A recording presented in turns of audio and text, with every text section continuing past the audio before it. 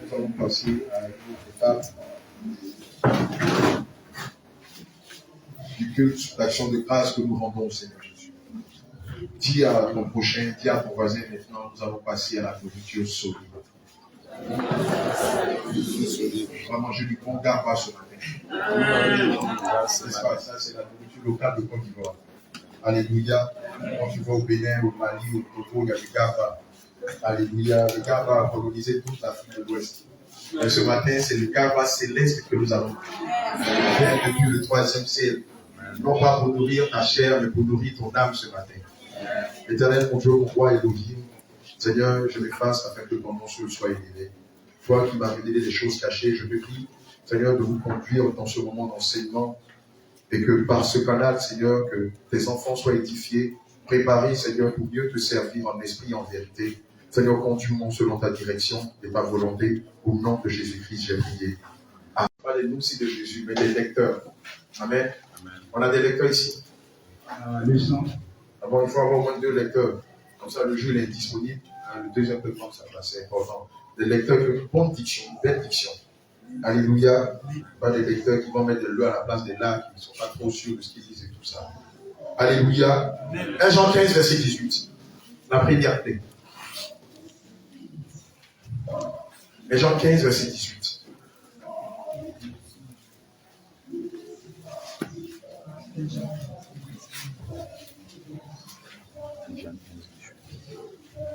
Jean 15, verset 18.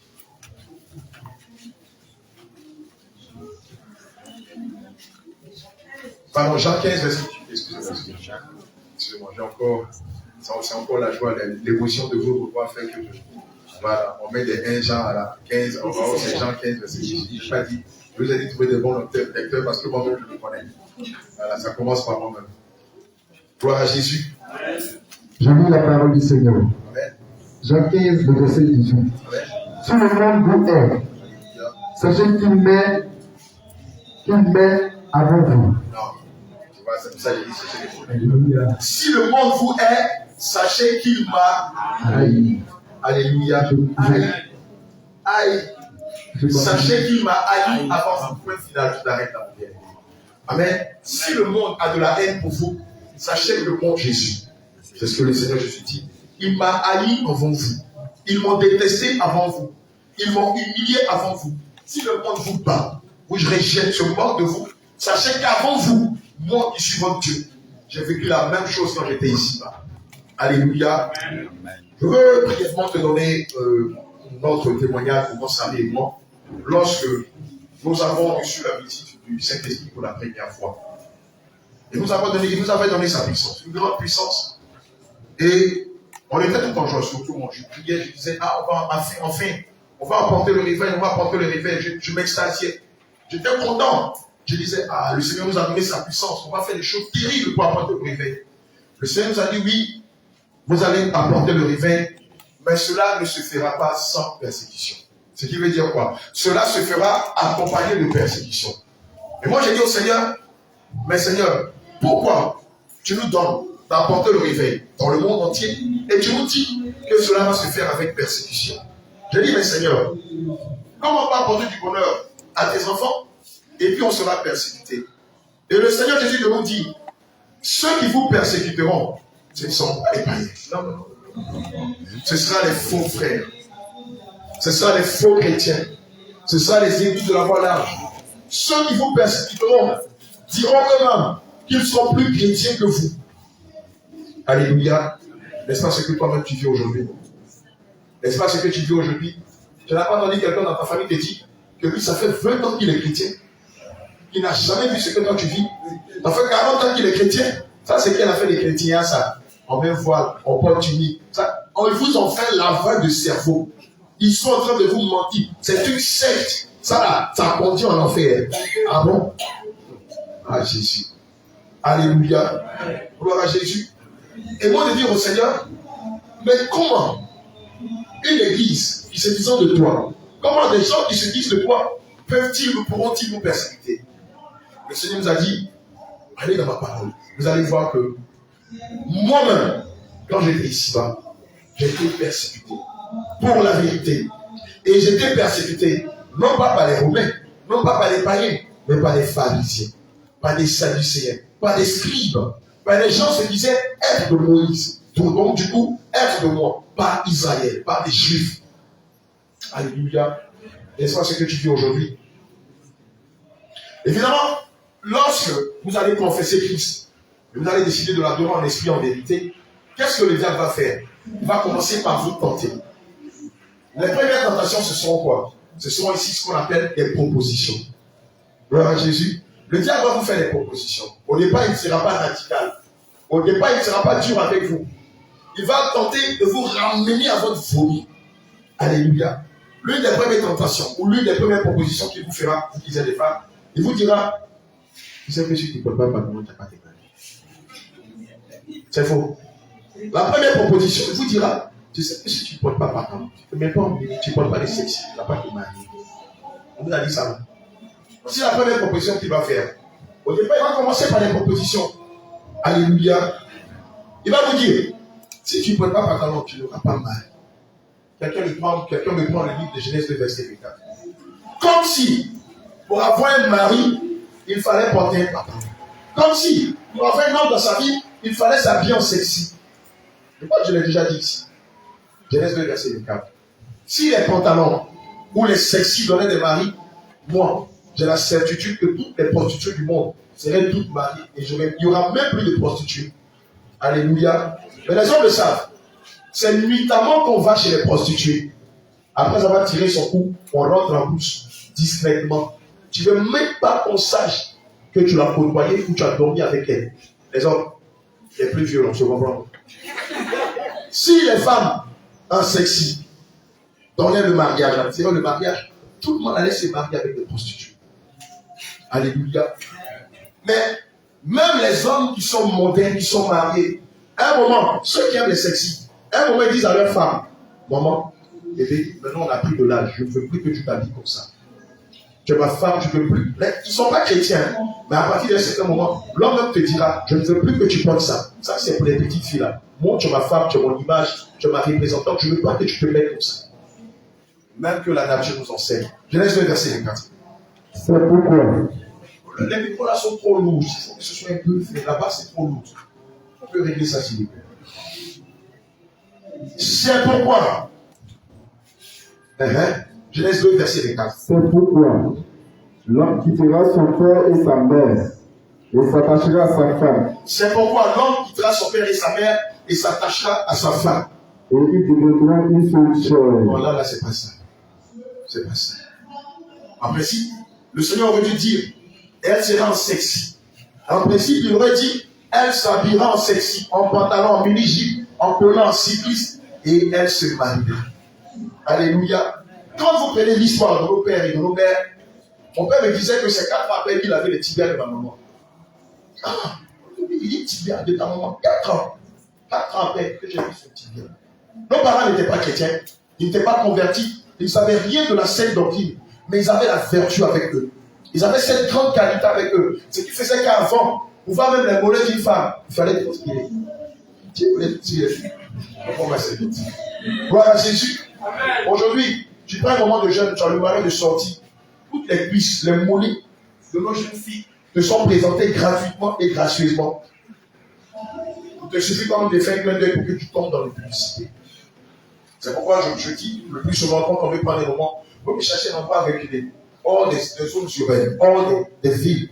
Comme ça, on est là-bas loin de ces péchés-là. Alléluia. Regardez, vous allez remarquer que pour ceux qui sont sans emploi, ils vous diront que si tu te sanctifies, tu n'auras pas d'emploi. T'as qu'à rester comme ça. Voile, tunique, boubou. Tu ne vas pas avoir de travail. Hein. Comme ça, là, il y a 4 sociétés qui vont te prendre. On a déjà dit ça depuis ici. À qui ils ont déjà dit ça? C'est la proposition que le diable va vous faire. Dans le but de vous ramener à votre vomi. Alléluia. Gloire à Jésus. Pour ceux qui sont mariés, qui ont commencé à se débrouiller, votre entourage va vous dire que si tu te débrouilles là, ton mari ne va plus t'aimer. Hein. Il va aller regarder dehors. Regarde-moi, avant tu étais en sexy. Avant tu portais les vrais gaines, tu avais les vrais mouvements. Mais qu'est-ce qui s'est passé? Toi, tu es baptiste, œuvre et mission. Ça va faire fuir ton mari, hein. Malheur à toi si tu tombes dans cette proposition.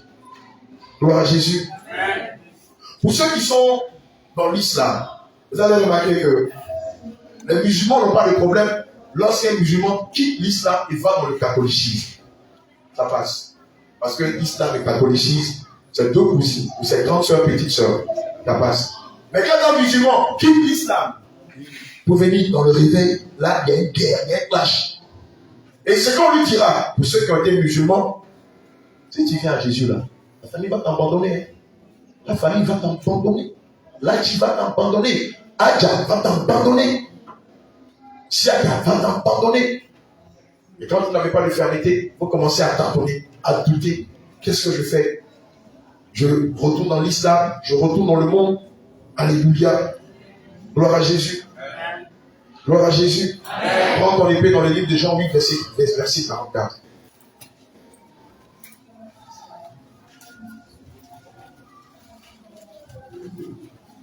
Au départ, dès l'instant où vous commencez à vous sanctifier, à marcher dans la sainte doctrine, le diable ne va pas vous persécuter d'abord, il va vous faire des propositions. Fais ceci, fais cela, retourne. Si tu fais comme ça, tu vas voir. Si tu ne portes pas, si tu portes pas de pantalon, tu n'auras pas de mari.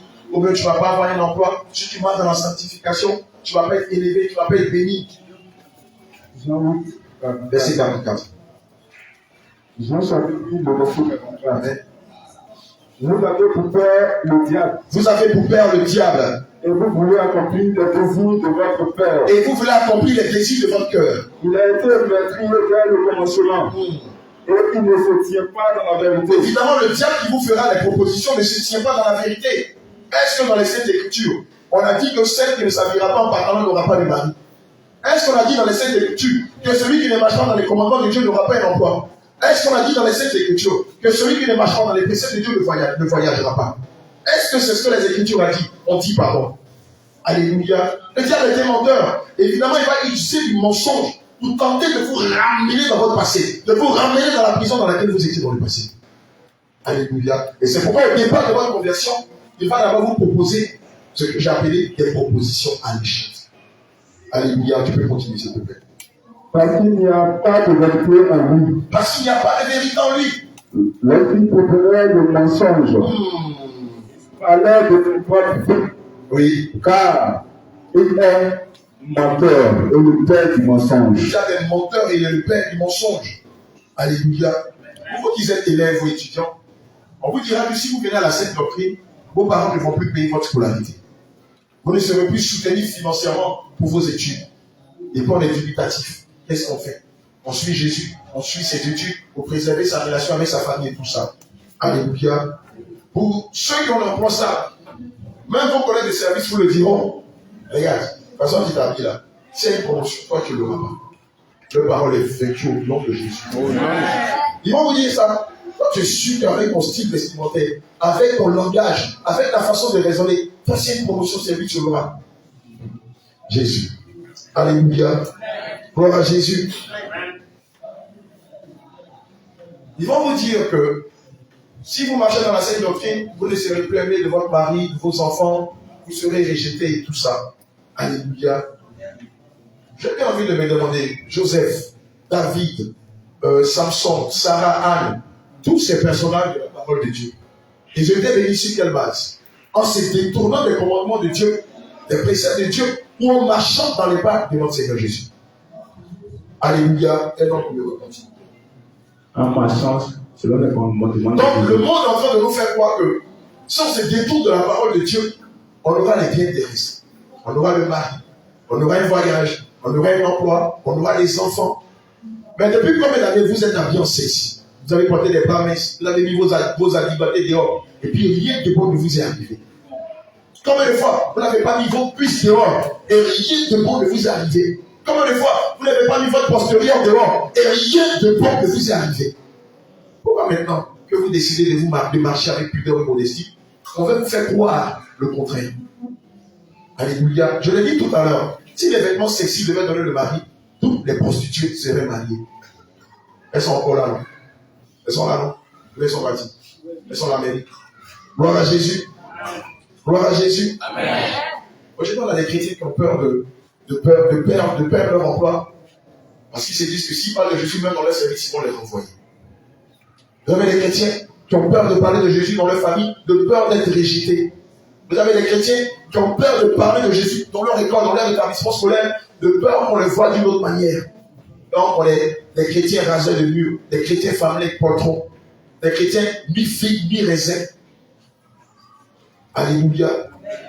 Des chrétiens ni zélés, ni déterminés, ni engagés, ni consacrés, qui ont honte d'annoncer Jésus dans leur milieu, de peur qu'on le voit d'une autre manière. Alléluia. Gloire à Jésus. Apocalypse 3, verset 15 à 16. Des chrétiens ni chauds, ni froids, ni engagés, ni zélés, ni déterminés, ni résolus, ni décidés, ni décisifs. C'est de toi que le Seigneur Jésus parle dans Apocalypse 3, verset 15 à 16. Je connais tes œuvres. Je connais tes œuvres. Hein? Je sais que tu n'es ni froid ni bouillant. Voilà ce que le Seigneur Jésus dit de toi. Plus tu es froid ou bouillant. Plus tu es froid ou bouillant. Ainsi parce que tu es tiède. Ainsi parce que tu es tiède, tu es attiédi. C'est topo. Et que tu n'es ni froid ni bouillant, je te vomirai de ma bouche. Voilà la conclusion de ceux qui ont cette attitude devant Dieu. Alléluia. Bien aimé, aujourd'hui, beaucoup de personnes, se disant chrétiens, préfèrent conserver leur image, leur notoriété, leur prestige, leur moi. Même pour dire à quelqu'un, Jésus t'aime. Cette petite phrase, Jésus t'aime. Il ne faut même pas parler de ses péchés. Dis simplement, Jésus t'aime. C'est comme si on lui disait d'aller tuer, d'aller égorger quelqu'un comme Altaïa le fait. C'est difficile de dire à quelqu'un, Jésus t'aime. C'est dramatique. Quand on était dans le monde, nous qui sommes des hommes, on n'était pas mariés, mais on n'avait pas honte de se balader avec des filles dans nos bras, devant tout le quartier. Ça ne faisait pas honte. Alors tu ne l'as pas marié. Quand on était dans le monde, on n'avait pas honte de fumer de la cigarette devant tout le monde. Et les gens, regardez ici au quartier, ça fume ça. Les gens ne sont pas gênés. Ils sont acquis. Après, ils dansent devant tout le monde. C'est le plus grand danseur du quartier. Il n'a pas honte. Maintenant qu'il est devenu chrétien, il a honte de dire à quelqu'un que Jésus t'aime. Dans le passé, il n'avait pas honte de tréballer une fille au bout des bras. Dans le passé, il n'avait pas honte de prendre une cigarette au bout de ses doigts. Dans son passé, il n'avait pas honte de danser en plein milieu dans le quartier. Tout le monde va au travail, il est en train de danser. Il n'a pas honte. Mais depuis qu'il a confessé Christ, il a honte de dire à quelqu'un Jésus t'aime. C'est trop onéreux. C'est trop lourd pour lui. C'est trop lui demander. Et il s'appelle chrétien. Il espère aller au ciel. Alléluia, tu es comme ça. Tu es comme ça, me dit le Seigneur. Malheureusement, c'est ta nature. À l'époque, tu péchais. Ça ne te gênait pas le péché. Ça ne t'intimidait même pas le péché. Ça ne te gênait pas du tout. Tu n'avais aucun cas de conscience lorsque tu péchais. Maintenant que le Seigneur t'a libéré du joug du péché et que tu dois le servir en esprit en vérité, tu fais le jeu de ta queue. Tu raisonnes en toi-même. Tu regardes, tu es dans le bas, le Seigneur te dit parle de moi. Non, c'est pas le moment. Tu es en famille, le Seigneur te dit parle de moi, tu dis non. Tu es au service, le Seigneur te dit parle à tes collègues, tu dis non. Au quartier, le Seigneur te dit parle de moi à tes voisins. Non. Tu vas parler de lui quand tu seras mort et en fait. Nous savons tous que l'une des clés qui donne accès au paradis, c'est l'évangélisation. Vous le savez, non? Et donc l'évangélisation, c'est l'affaire des autres. En fait, il dit, et son staff, ils peuvent aller évangéliser. Moi, non, moi je suis un gars, moi j'ai de la présence. Moi, je suis trop choco pour évangéliser. Ça, c'est pour les gars qui transcrivent. Nous, on vient, le dimanche, on fait le culte, on danse un peu, chauffe un peu, après, on tourne, en attendant que la trompette sonne. Quand la trompette va sonner, si tu n'as pas évangélisé, si tu n'as pas suivi toutes sortes de persécutions pour Christ, tu vas aller chez qui vous? Au ciel, c'est pas de mon quartier, la psychologie où on peut dormir à 40 dans la maison, non. Alléluia. Gloire à Jésus. Luc 9, verset 23. Beaucoup d'entre nous préfèrent conserver leur relation avec les membres de leur famille que de se mouiller pour le Seigneur, que d'aller au charbon pour le Seigneur Jésus-Christ. Beaucoup préfèrent à préserver leur acquis terrestre que de sortir annoncer Jésus. Ils sont trop chauds, ils sont trop dans leur, ils sont bien dans leur bulle, dans leur milieu, dans leur statut, pour sortir annoncer Jésus. Souvent, quand on dit aujourd'hui c'est évangélisation, il y en a déjà, depuis la veille, ils ont la diarrhée. Une grande peur se saisit de les soldats de Dieu, des guerriers de Jésus. Depuis la veille, ils font paru, ils appellent le pasteur. Pasteur, ah là, je ne me sens pas trop bien. Je sens que j'ai mal à la tête, il petit paru. Mais si on avait dit, allons boire bière au Mac, déjà, il serait là 2 heures avant. Alléluia. Luc 9, verset 23, verset 24, verset 26. Luc chapitre 9, verset 23. Amen. Puis il dit à tous, si quelqu'un veut venir après moi, si quelqu'un veut venir après moi, qu'il renonce à lui-même, qu'il renonce à son ego, à son moi, à sa personne, qu'il se charge chaque jour de sa croix, qu'il se charge chaque jour de sa croix. Bien aimé, ça ne veut pas te dire d'aller acheter un crucifix, de le mettre à ton cou, de donner l'impression que tu es dans la vie de piété. C'est du mensonge. Ce n'est pas de ça qu'il s'agit. Porter sa croix, c'est de servir Dieu en esprit en vérité, dans l'évangélisation, dans la justice, dans le renoncement, dans l'émondement, abandonner sa vieille nature, accepter d'être persécuté pour Christ, comme Christ a accepté d'être persécuté pour nous. C'est de ça qu'il s'agit lorsque le Seigneur Jésus dit, portez ta croix chaque jour. Continue, s'il te plaît. et qu'il me suive. Et qu'il me suive. Car celui qui voudra sauver sa vie, Car celui qui voudra sauver sa vie, celui qui ne voudra pas qu'on le persécute, qu'on le traque, qu'on le diffame, la pètera. Mais celui qui la pètera à cause de moi, la sauvera. mais celui qui la pètera, celui qui tous les jours va au charbon, donne sa vie pour les autres, est prêt à annoncer Jésus, n'a pas honte de confesser Christ dans son milieu. Celui-là, sa vie sera sauvée. Même s'il meurt, le Seigneur Jésus dit qu'il sera sauvé. Verset 26. Et que sauverait, non, le verset 26 d'abord. 26. Ah, d'accord. Car quiconque aura honte de moi Alléluia. et de mes paroles, le Fils de l'homme aura honte de lui, J'ai entendu mon bien-aimé. quand il viendra dans sa gloire, Alléluia. et dans celle du Père et de ses saints anges. Amen. La dernière fois que tu évangélisais, c'était quand? C'était quand? Hier, avant-hier, il y a 1 mois, il y a 2 semaines, ça fait 6 mois, tu n'as jamais évangélisé. Or, l'église elle-même se fait appeler Groupe International d'Évangélisation. C'est pas ça? Mais c'est le Groupe International d'Église de la Valage, où le pasteur envoie ses opéros, et puis lui-même il a 6 derrière moi. C'est ça? Ah, dites-moi, à la base, nous sommes des évangélistes, tous autant que nous sommes, hommes, femmes, vieux, enfants, jeunes. Donc, ce qui veut dire que, en principe, l'évangélisation est une monnaie courante dans notre quotidien. Alléluia. Je vais vous, avant de continuer, je vais vous donner mon témoignage. Lorsque nous avons connu Jésus, nous on avait déjà notre entreprise, puisque nous avons à la base une société de sécurité. On avait déjà notre entreprise. Donc j'étais déjà de cette boîte-là. Voilà. Donc c'est pas que moi, c'était tellement ségué, c'est tellement dur de faire les calculs Joe. Comment ça, même si on monte une petite église, se fait un peu de budget, c'est pas mauvais. Non, c'est pas de ça qu'il s'agissait. Je vais te dire la vérité. Elle, j'allais à l'église pour lui faire plaisir. Mais quand j'arrivais, une fois qu'il me disait, donc de masturbateur. Et puis je lui disais, quelqu'un là, c'est les frappés dans le coin, ils ne sont pas dans la vérité. Oh moi-même, je ne connaissais pas la vérité. Mais il y avait une fois qu'il me disait que c'était les plaisanter. Alléluia.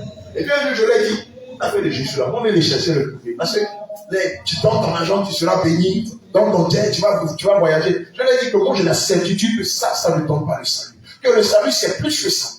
Oh, moi-même, j'avais la paix. Le Seigneur est en train de susciter ce point-là. Il m'a tiré à lui. Alléluia. Évidemment, quand le Saint-Esprit a commencé à nous enseigner ses voies, j'étais tellement amoureux de Jésus que quand j'étais avec mes clients, je ne faisais que leur parler de Jésus. À l'époque, j'allais en boîte de nuit avec mes clients. On buvait ensemble, on faisait beaucoup de vilaines choses ensemble. Mais quand l'Esprit de Dieu nous a visités, tous mes clients ont été eux aussi visités. Mais regardez ce qui va se passer. Mes clients, pour la plupart, étant des satanistes, étant des athées, étant des loges, ne supportaient pas que je leur annonce Jésus. De toutes les fois où je leur présentais Jésus, où je les évangélisais, ils me menaçaient en me disant, si tu n'arrêtes pas de nous parler de Jésus, on va rompre le contrat. Et moi de leur dire, ah Jésus, je ne peux pas comprendre la foi que j'ai. Je prie que vous ayez cette foi-là. Je leur disais, c'est le Seigneur qui permet que j'ai des contrats avec vous. Et c'est lui qui permettra que je n'ai plus de contrat avec vous. Alléluia. Oui, plusieurs ont rompu leur contrat. Mais ça n'a pas empêché que je continue d'œuvrer pour le Seigneur. Ça ne m'a pas découragé. Alors voilà, à un moment même, Tellement c'était dur. On était obligé de fermer notre entreprise et de la continuer à la maison. Et pendant ce temps, j'ai évangélisé dans les rues. On faisait tous à la maison. Il y avait elle, il y avait notre directeur technique. Nous trois, on était à la maison. Elle était responsable commerciale. Moi, j'étais DG. Et puis, on avait le technique. Et puis, quand ça chauffe là, on s'habille dans notre tenue, on va sur le terrain. Et puis, entre deux rendez-vous, j'ai évangélisé. En deux rendez-vous, je parlais de Jésus à mes clients. Mais je ne regardais pas au fait que, comme on avait perdu des marchés, c'était une fatalité. Bien aimé. C'est comme ça qu'on a continué jusqu'à ce qu'elle m'a dit. Le Seigneur me dise, maintenant, je vous ai jugé. J'ai vu votre foi, j'ai vu votre persévérance et votre fidélité. Je vous fais passer de l'autre bord.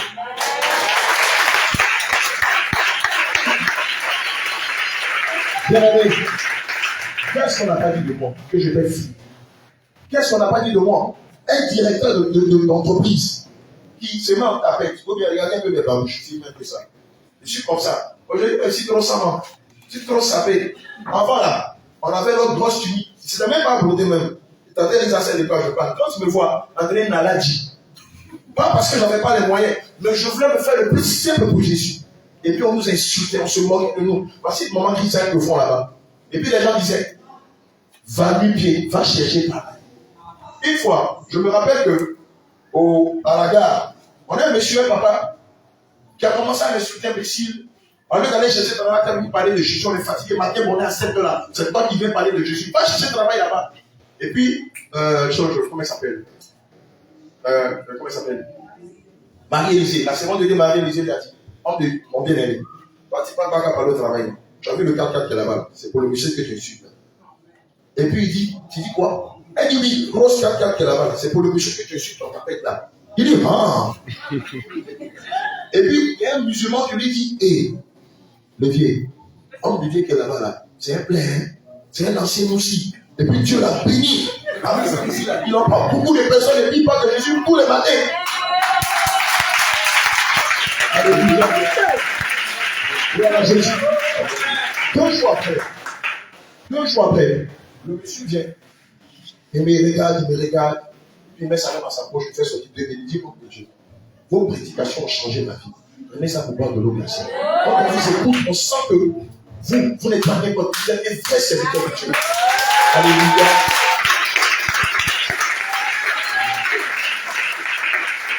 Bien aimé, on ne s'est pas arrêté. Qu'est-ce qu'on n'a pas compris? Qu'est-ce qu'on n'a pas subi pour Christ? Combien de fois on n'a pas été humilié? Souvent même, ce sont les employés. Ils sont libres là. Ils viennent s'arrêter puis ils m'écoutent. Puis ils disent, c'est notre boss. C'est notre boss. C'est notre patron. Comme ça. La première fois où maman Christ et moi, on était allés évangéliser ensemble, il était dans mes vacos là, dans mes halades. Et puis quand j'ai fini, je dis, je fais au service.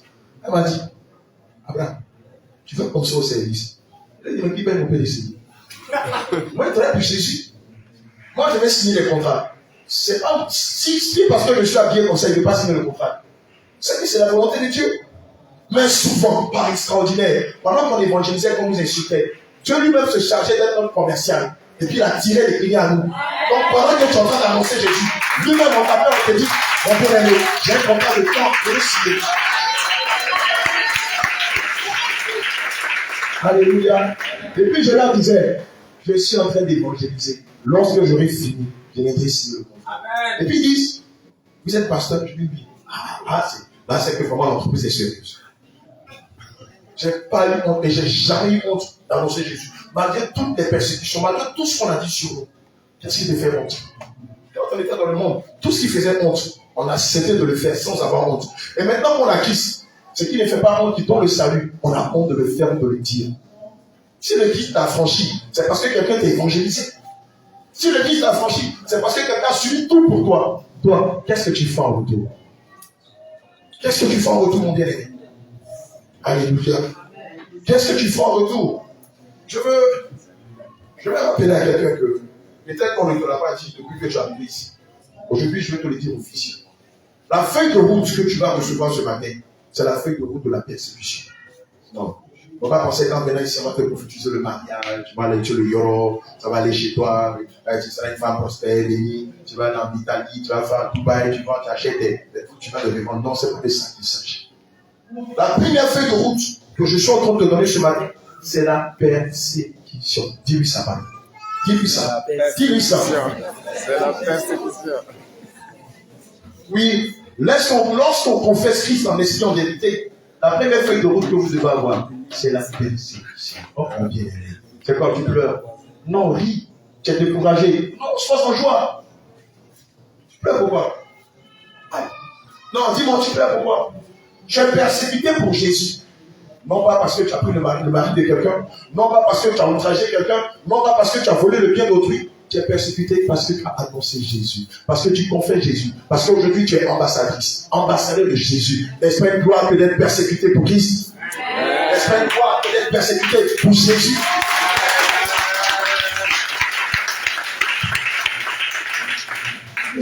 Pourquoi tu es découragé? Pourquoi tu es découragé? Regardez naturellement. Par nature, lorsqu'on est homme ou femme de vérité, on est diffamé. Lorsqu'on est homme ou femme de vérité, on est sali. Là, ils ne sont pas chrétiens. Alléluia. Je fais allusion à des personnes telles que Thomas Sankara, telles que Kwame Nkrumah. Alléluia. Des personnes telles que Wago Laurent lui-même. Amen. Ils sont plusieurs qui ont été diffamés, qui ont été salis pour la vérité qu'ils prônaient. Eux, c'est des politiciens. Et nous qui annonçons Jésus, dans toute sa vérité, dans toute sa rigueur, selon la sainte doctrine, vous pensez qu'on serait épargné? Vous pensez qu'on serait épargné? Évidemment, nous aussi, nous allons subir persécution, diffamation, outrage, moquerie, rejet, abandon. Alléluia. Gloire à Jésus. Donc je veux te dire que ce que tu traverses aujourd'hui, c'est plus que normal. Cela atteste que maintenant, tu ne fais plus partie du monde. Mais maintenant, tu es dans le Christ, dans le corps du Christ. Maintenant, tu es en train d'adorer Dieu en esprit, en vérité. Alléluia. Évidemment, lorsque le diable va tenter de vous faire des propositions, pour vous ramener à son vomi ou à votre vomi, que vous ne voudriez pas, il va passer à une vitesse supérieure. Maintenant, il passera à la persécution. Il a d'abord dépassé le cadre de la proposition. Il vous propose de revenir dans vos sexy, dans votre monde, dans l'alcool, dans la cigarette, vous avez refusé. Maintenant, il va vous persécuter. Gloire à Jésus, Luc 4, versets 2 à 8. Le diable va maintenant passer à une vitesse supérieure. Alléluia. Ce que nous allons voir ici, ce sont les propositions. Amen. Le diable va vous faire des propositions. C'est ce qu'on a vu dans le livre de Luc 4, verset 2 à 8. Quelqu'un peut me lire ça, s'il vous plaît. Luc 4, le verset 2. Où il fut tenté par le diable pendant 40 jours. Qui fut tenté par le diable pendant 40 jours? Alléluia. Il ne mangea rien durant ces jours-là. Et après qu'il fut écoulé, il eut faim. Le diable lui dit, Alléluia. Si tu es fils de Dieu. Regardez la proposition qu'il va lui faire. Si tu es fils de Dieu. Le diable sait que Jésus est non seulement fils de Dieu, mais il est Dieu. Mais il veut le prouver. Ordonne à cette pierre qu'elle devienne du pain. Il lui propose. Si réellement tu attestes ou tu confirmes ou tu corrobores que tu es le fils de Dieu, il y a cette pierre-là de se transformer. On va voir. Jésus lui dit. Jésus lui répondit. Alléluia. Il est écrit. L'homme ne boit pas de pain seulement. Gloire à Jésus. Le diable ayant élevé lui montra en un instant tous les royaumes de la terre. Alléluia. Et lui dit, je te donnerai toute cette puissance. Deuxième proposition que le diable va lui faire. Comme il te l'a fait aussi. Et la gloire de ses royaumes. Car elle m'a été donnée et je la donne à qui je veux. Regardez comment le diable est sans intelligence. Le diable sait que Jésus est Dieu et que c'est lui qui a créé tout l'univers. Mais il lui dit, si tu te prosternes devant moi, je te donnerai toute la gloire. Vous allez voir, souvent même dans les délivrances, le diable va vous proposer de vous prosterner devant lui ou d'arrêter de prêcher la sainte doctrine ou d'arrêter de le combattre. Il vous donnera la gloire de ce monde. Vous avez déjà vécu ça, les hommes de Dieu? Vous avez déjà vécu ça? Alléluia. Ou quelqu'un va venir physiquement, il vous dira, moi je suis un sataniste. Voilà. Vous me donnez votre numéro de compte. Il vous suffit simplement de renoncer à Christ, d'arrêter de prêcher la sainte doctrine, d'arrêter de combattre le royaume. Vous dites le montant que vous voulez, vous faites un chèque en blanc, vous allez le retirer. Alléluia. Oui. Plusieurs d'entre nous ont vécu ça. Physiquement ici, c'est même pas pendant le combat spirituel. Ils viennent les plus bêtises. Parce qu'ils savent ce que Christ a mis en vous. Amen. Et donc, ça va commencer comme ça. Par vous proposer de retourner dans le monde. Mais malheur à vous si vous acceptez. Je vous en prie, restez fermes dans la saine doctrine que nous vous enseignons. Alléluia. Le lecteur est parti. Après le deuxième lecteur. Le verset 7. Amen. Si donc tu te prosternes devant moi, elle sera toute à toi.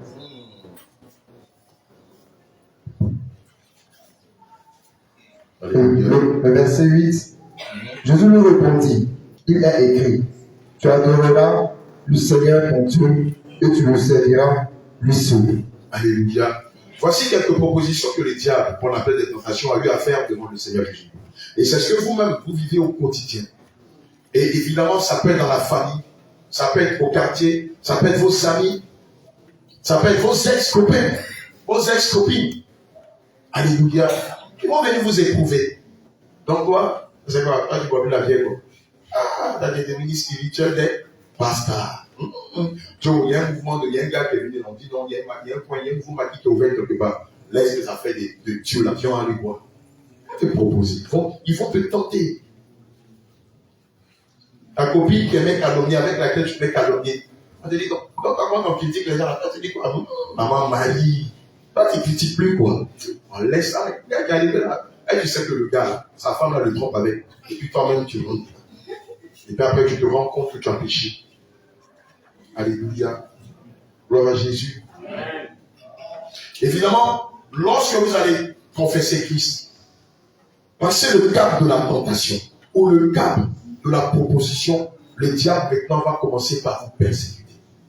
Et les premières personnes qui vont utiliser votre persécution, ce sont les membres de vos familles. Ça commence à la maison. Ça commence là, à la maison. Alléluia. Ça peut être votre mari, ça peut être vos enfants, ça peut être vos propres frères. Ça peut être vos propres soeurs. Vous savez, le Seigneur pouvait dire, quand il est entré à Nazareth, que l'homme ne peut être prophète chez soi. Évidemment, eux, connaissant votre passé, on dit, mais attends, toi tu racontes quoi? Donc, quand les bonnes personnes parlent de Jésus, toi aussi tu vas venir parler de Jésus. Laisse ça, on te connaît ici, là. On te connaît, laisse. Pardon, laisse, reviens. Il faut laisser, pardon. Pardon, il faut emmener. Nous, on veut voir ton pasteur là-même. Parce que toi, tu n'as pas changé, tu n'es même pas converti. On t'a dit ça, non? On t'a dit ça, non? On t'a lancé ces flèches-là. Et puis quand on te dit ça, au lieu que de garder ton calme et d'utiliser la parole contre eux, tu vas t'énerver. Tu vas leur montrer que toi-même tu n'es même pas converti. Tu vas leur montrer que toi, tu es toujours au quartier. Ton esprit là, ce n'est pas l'esprit de Dieu, mais c'est l'esprit du quartier. Tu vas tenter de te justifier, de les menacer. Alléluia. Gloire à Jésus. Romains 8, verset 35 à 39. Évidemment, lorsque vous allez confesser Christ, vous allez subir beaucoup de choses. La persécution, la trahison. Pardon, le rejet, l'abandon, la division, les diffamations. Alléluia. Vous allez subir et entendre toutes sortes de méchancetés à cause de Christ. Est-ce que tu es prêt à cela? Est-ce que tu es prêt à cela?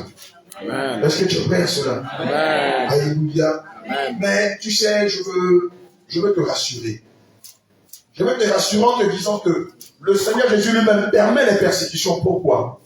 Alléluia. Vous savez, quand on est dans une classe d'examen, quand les examens viennent, c'est pour te permettre de faire quoi?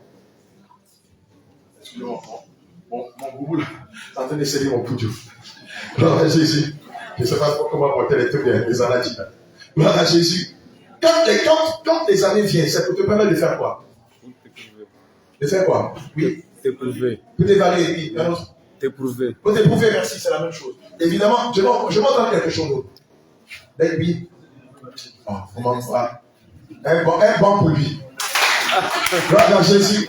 Évidemment, les épreuves viennent pour t'évaluer, pour t'éprouver, pour te permettre de passer de l'autre bord. Le Seigneur nous regarde et puis il dit, tu es chrétien, non? Éprouvez-le. Lui-même, il va susciter les membres de ta famille, tes proches, ton entourage, pour t'éprouver, pour t'épurer. Le diamant ne devient que du tabac qu'après être passé par le feu. L'or ne devient ce qu'il est qu'après être passé par le feu. Et comme nous sommes du diamant aux yeux du Seigneur Jésus-Christ, faille que nous passions par le feu.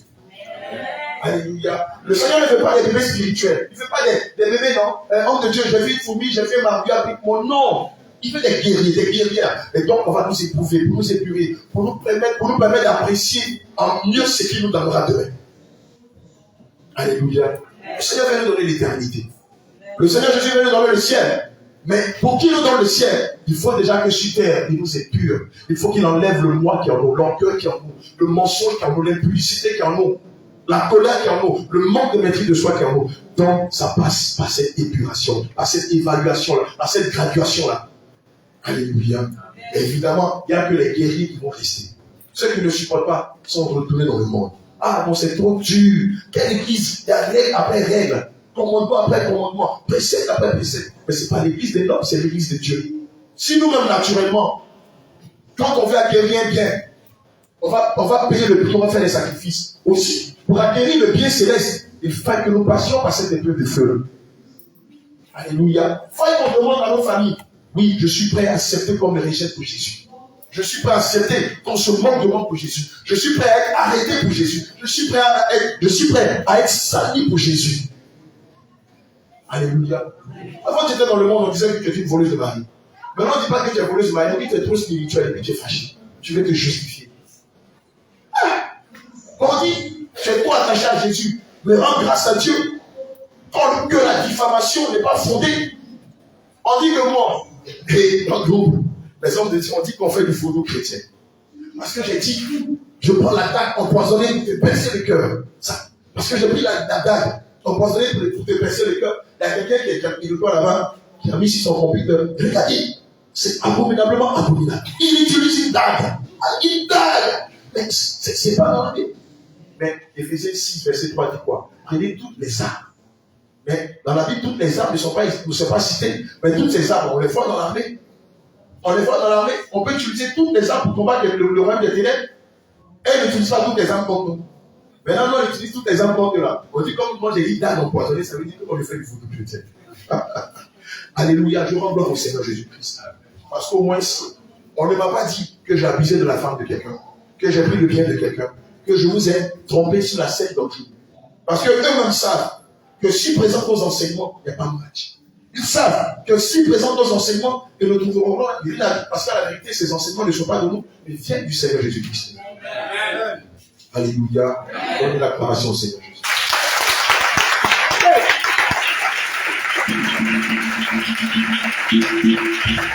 Donc, je vais te dire, alléluia, que les arrestations, les moqueries, les rejets, l'abandon, la faim, la maladie, tout cela doit arriver au nom de Jésus-Christ de Nazareth.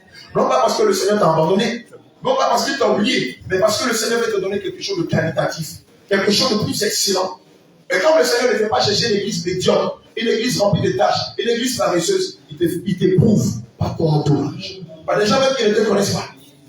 Une femme a dit, ça c'est le pasteur Jacques qui disait ce qu'il me disait, ça m'a tellement fait rire.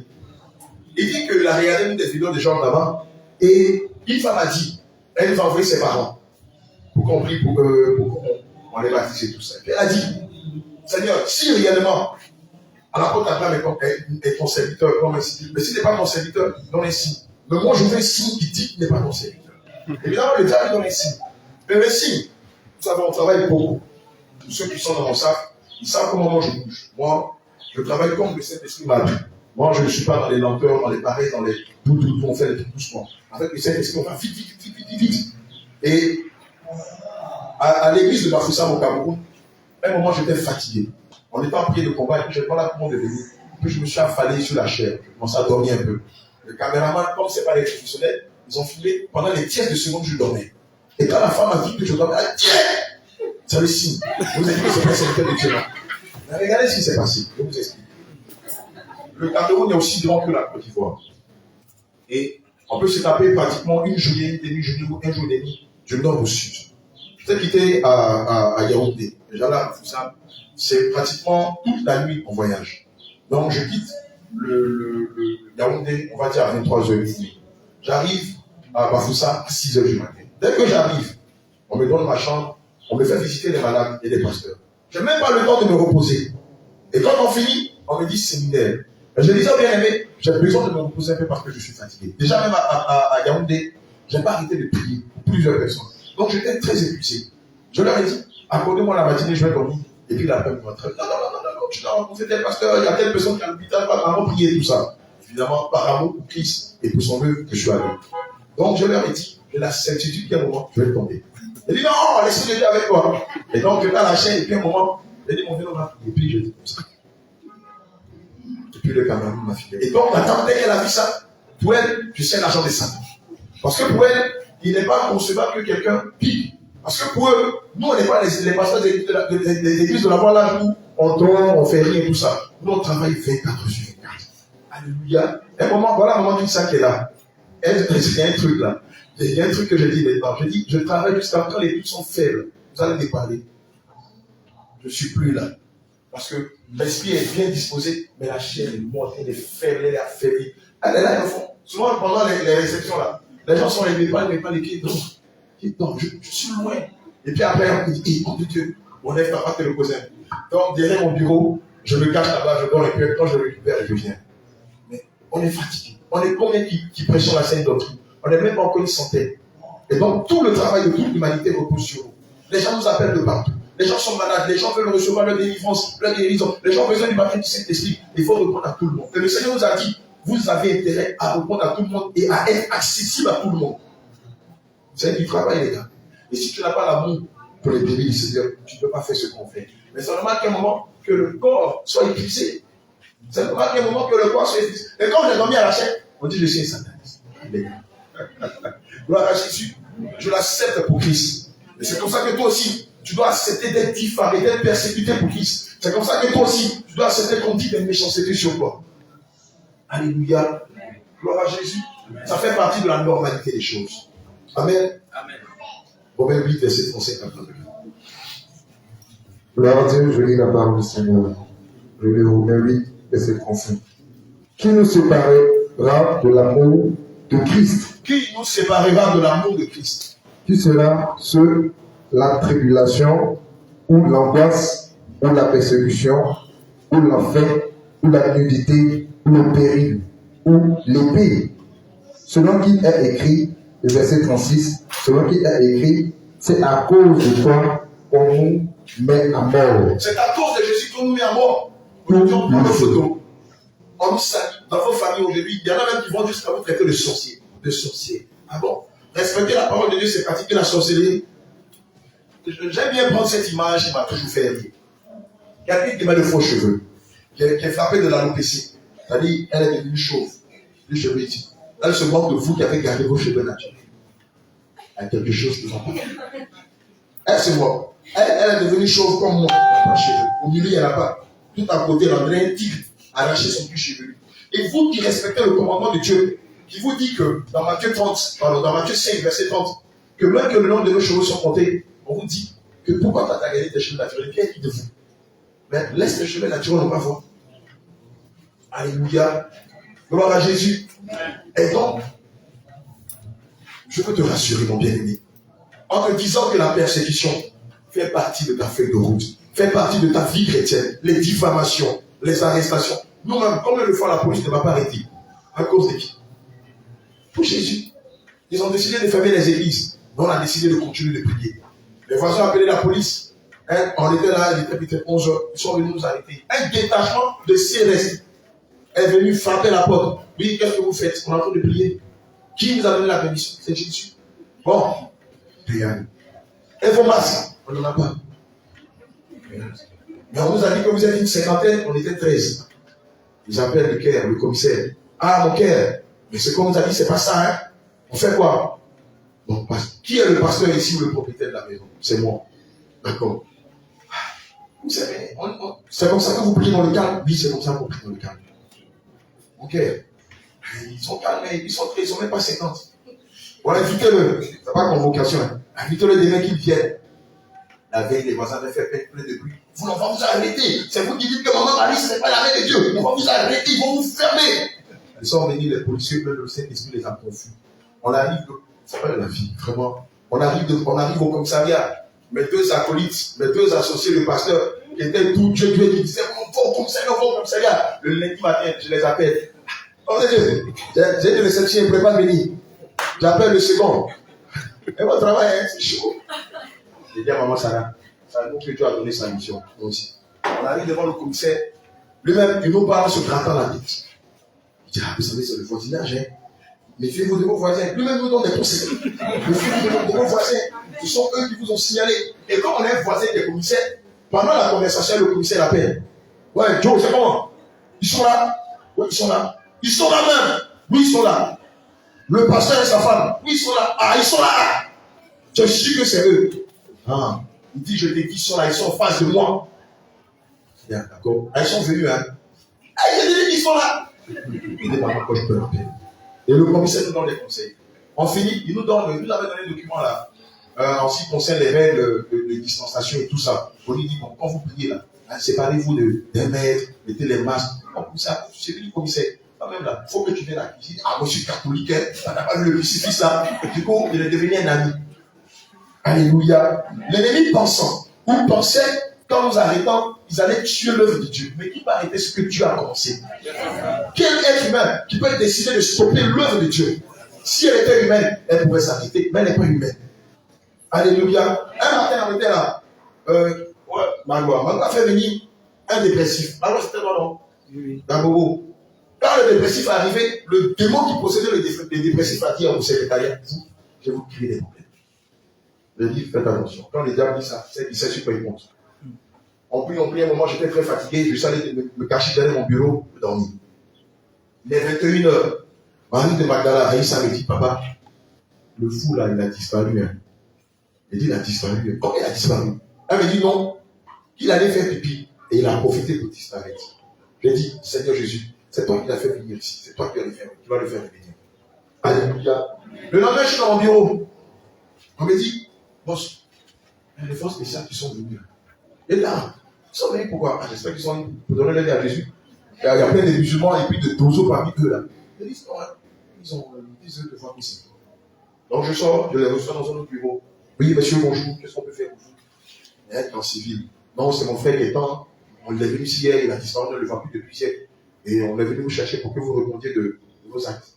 Venez me chercher, pas encore. Ah non.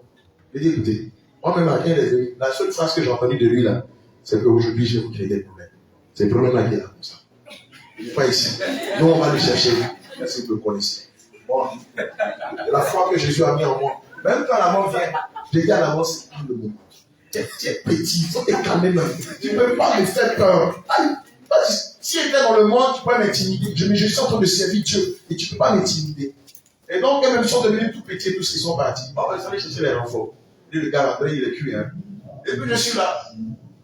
Toute l'équipe était allée à l'évangélisation. Moi, j'étais en train de recevoir des jeunes filles, 2 jeunes demoiselles qui étaient venues me voir pour poser des questions sur la symptôme. Et puis, elle me dit, là, qui rentre dans mon bureau, c'est vous la porte d'avant, oui. On a besoin de vous comme ça. La reine s'est dit, madame, vous savez que la bienséance dit, avant de rentrer dans le bureau de quelqu'un, vous prenez la peine de vous annoncer d'abord. Vous sortez, vous annoncez, ma secrétaire va me dire. Il y a les deux. Elle est sortie. Jésus. Gloire à Jésus. Il faut connaître son identité. Elle est sortie. Ma secrétaire lui dit, elle dit, je suis en entretien. Quand j'aurai fini, je vais les recevoir. Quand je finis, je fais ma prière, je sors. Je dis oui, quel est votre problème? Je dis, mais donc vous, on vient chez vous. Et puis vous répondez, je dis, mais madame, la politesse, on n'a pas besoin d'un PhD pour ça. Vous êtes venu quelque part, vous vous annoncez. Vous-même au commissariat, là, moi je peux rentrer comme ça chez le commissaire. D'accord, quel est votre problème? Non, il y a un cas de disparition. Et donc, ils ont pris une provocation contre vous, on est venu avec des forces spéciales pour vous arrêter. Je dis, Dieu, moi petit comme ça, j'ai réussi, mais jusqu'à des forces spéciales. Viens m'arrêter pour Jésus. Ah, Seigneur Jésus. Moi-même, je n'ai jamais pensé un jour dans ma vie que je serais escorté par les forces spéciales. Les militaires me regardent aussi. Ça, c'est quelle passion ça? Et on est sorti, vous savez, dans ce genre de situation, tout le quartier est arrêté. Ah, c'est le pasteur là. Ah, lui là. Et mes voisins, le restaurant chez Clément, eux, ils sont bradamis. Et il y a toujours eu des débats, des clashs de débats sur madame, sur la divinité de Jésus.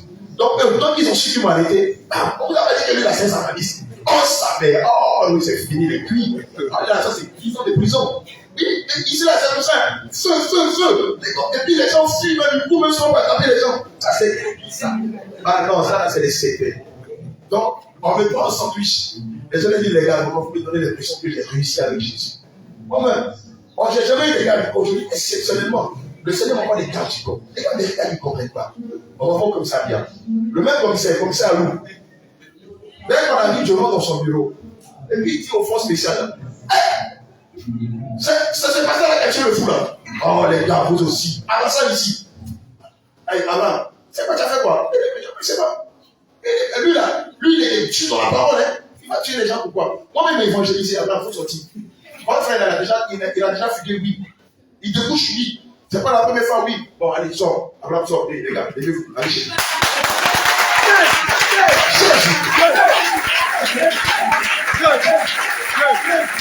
Et avant que je me sorte, gloire à Jésus, le commissaire me dit, moi je suis catholique et puis je suis malade actuellement. Moi, tu as pris, moi j'ai guéri, mais mes mouvements, mes cours, mes shows, on ne peut pas parler de ça. Les livres, on va voir. Les forces spéciales sont comme ça. Je suis sorti, j'ai fermé la porte. Aussitôt que je suis rentré, je n'ai même pas fait 5 minutes. Toute l'équipe qui était allée évangéliser m'attendait dehors. Elle me dit, mon Dieu, pourquoi tu as dit ça comme ça? Elle dit, vous avez voulu que les baptisés en maison viennent. Voilà, c'est sûr. Mais je vais vous dire une chose. Malgré tout ça, ce n'était pas la première fois. Je n'ai jamais eu peur. Vous savez, c'est quand tu fais le faux que tu es persécuté que tu as peur. C'est quand tu es dans la malice, dans l'abus, que tu utilises le nom de Jésus en fait. Que quand tu es diffamé, quand tu es persécuté, tu es troublé parce que tu te dis qu'ils vont finir par découvrir le poteau rose. Mais toutes les fois où la gendarmerie, la police, les forces spéciales, la DST étaient là, j'étais toujours serré. Et j'ai dit à maman que personne ne panique. Parce que moi j'ai une alliance avec Dieu. Dieu m'a dit, tant que tu fais mon œuvre, je ne permettrai pas que tu aies honte. Alléluia. Amen. Et si un malheur doit t'arriver, c'est que c'est pour ma propre voix. Mon fils, avance, continue, ne t'étais pas. On était à Bafoussam, à Yaoundé au Cameroun. J'allais acheter de l'eau. Et puis, je vois un groupe de personnes qui disent qu'est-ce qui se passe? On dit, Dieu qui est là, il vient à peine de mourir. Il est mort. Il a appelé David. Je savais chercher mon pantalon. Je savais pas le prophète Ézéchiel, le docteur Silas. Je leur dis, le Seigneur me dit de prier pour le mort et faire se lever. Je demande son nom. On me dit, il s'appelle Georges. On s'est abaissé, on a commencé à prier. Bon, Georges, comment que tu sors de la faute de la mort? On n'a même pas fait 1 minute.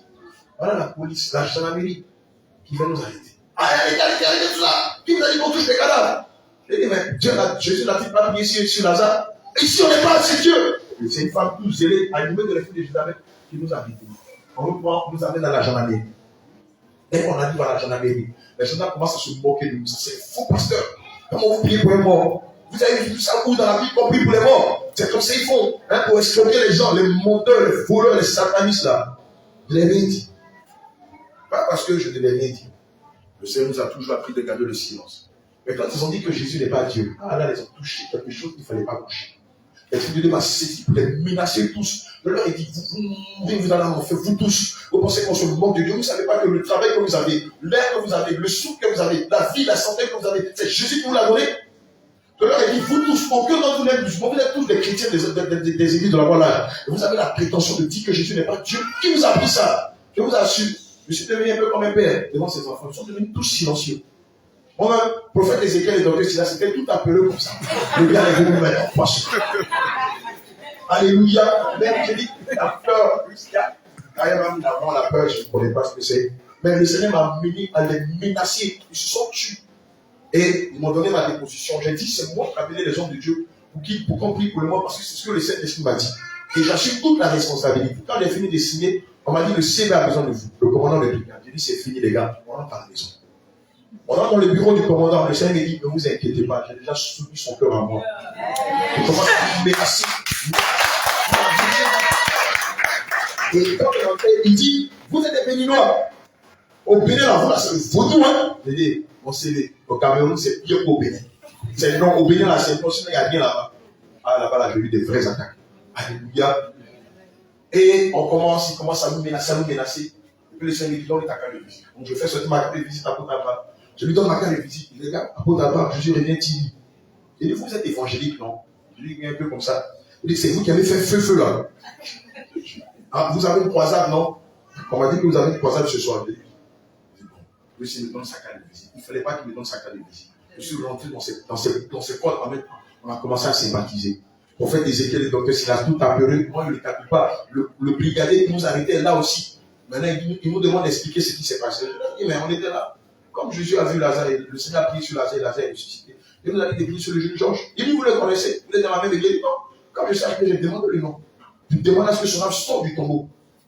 Il me dit, d'accord, tu as une foi? Il dit, ok.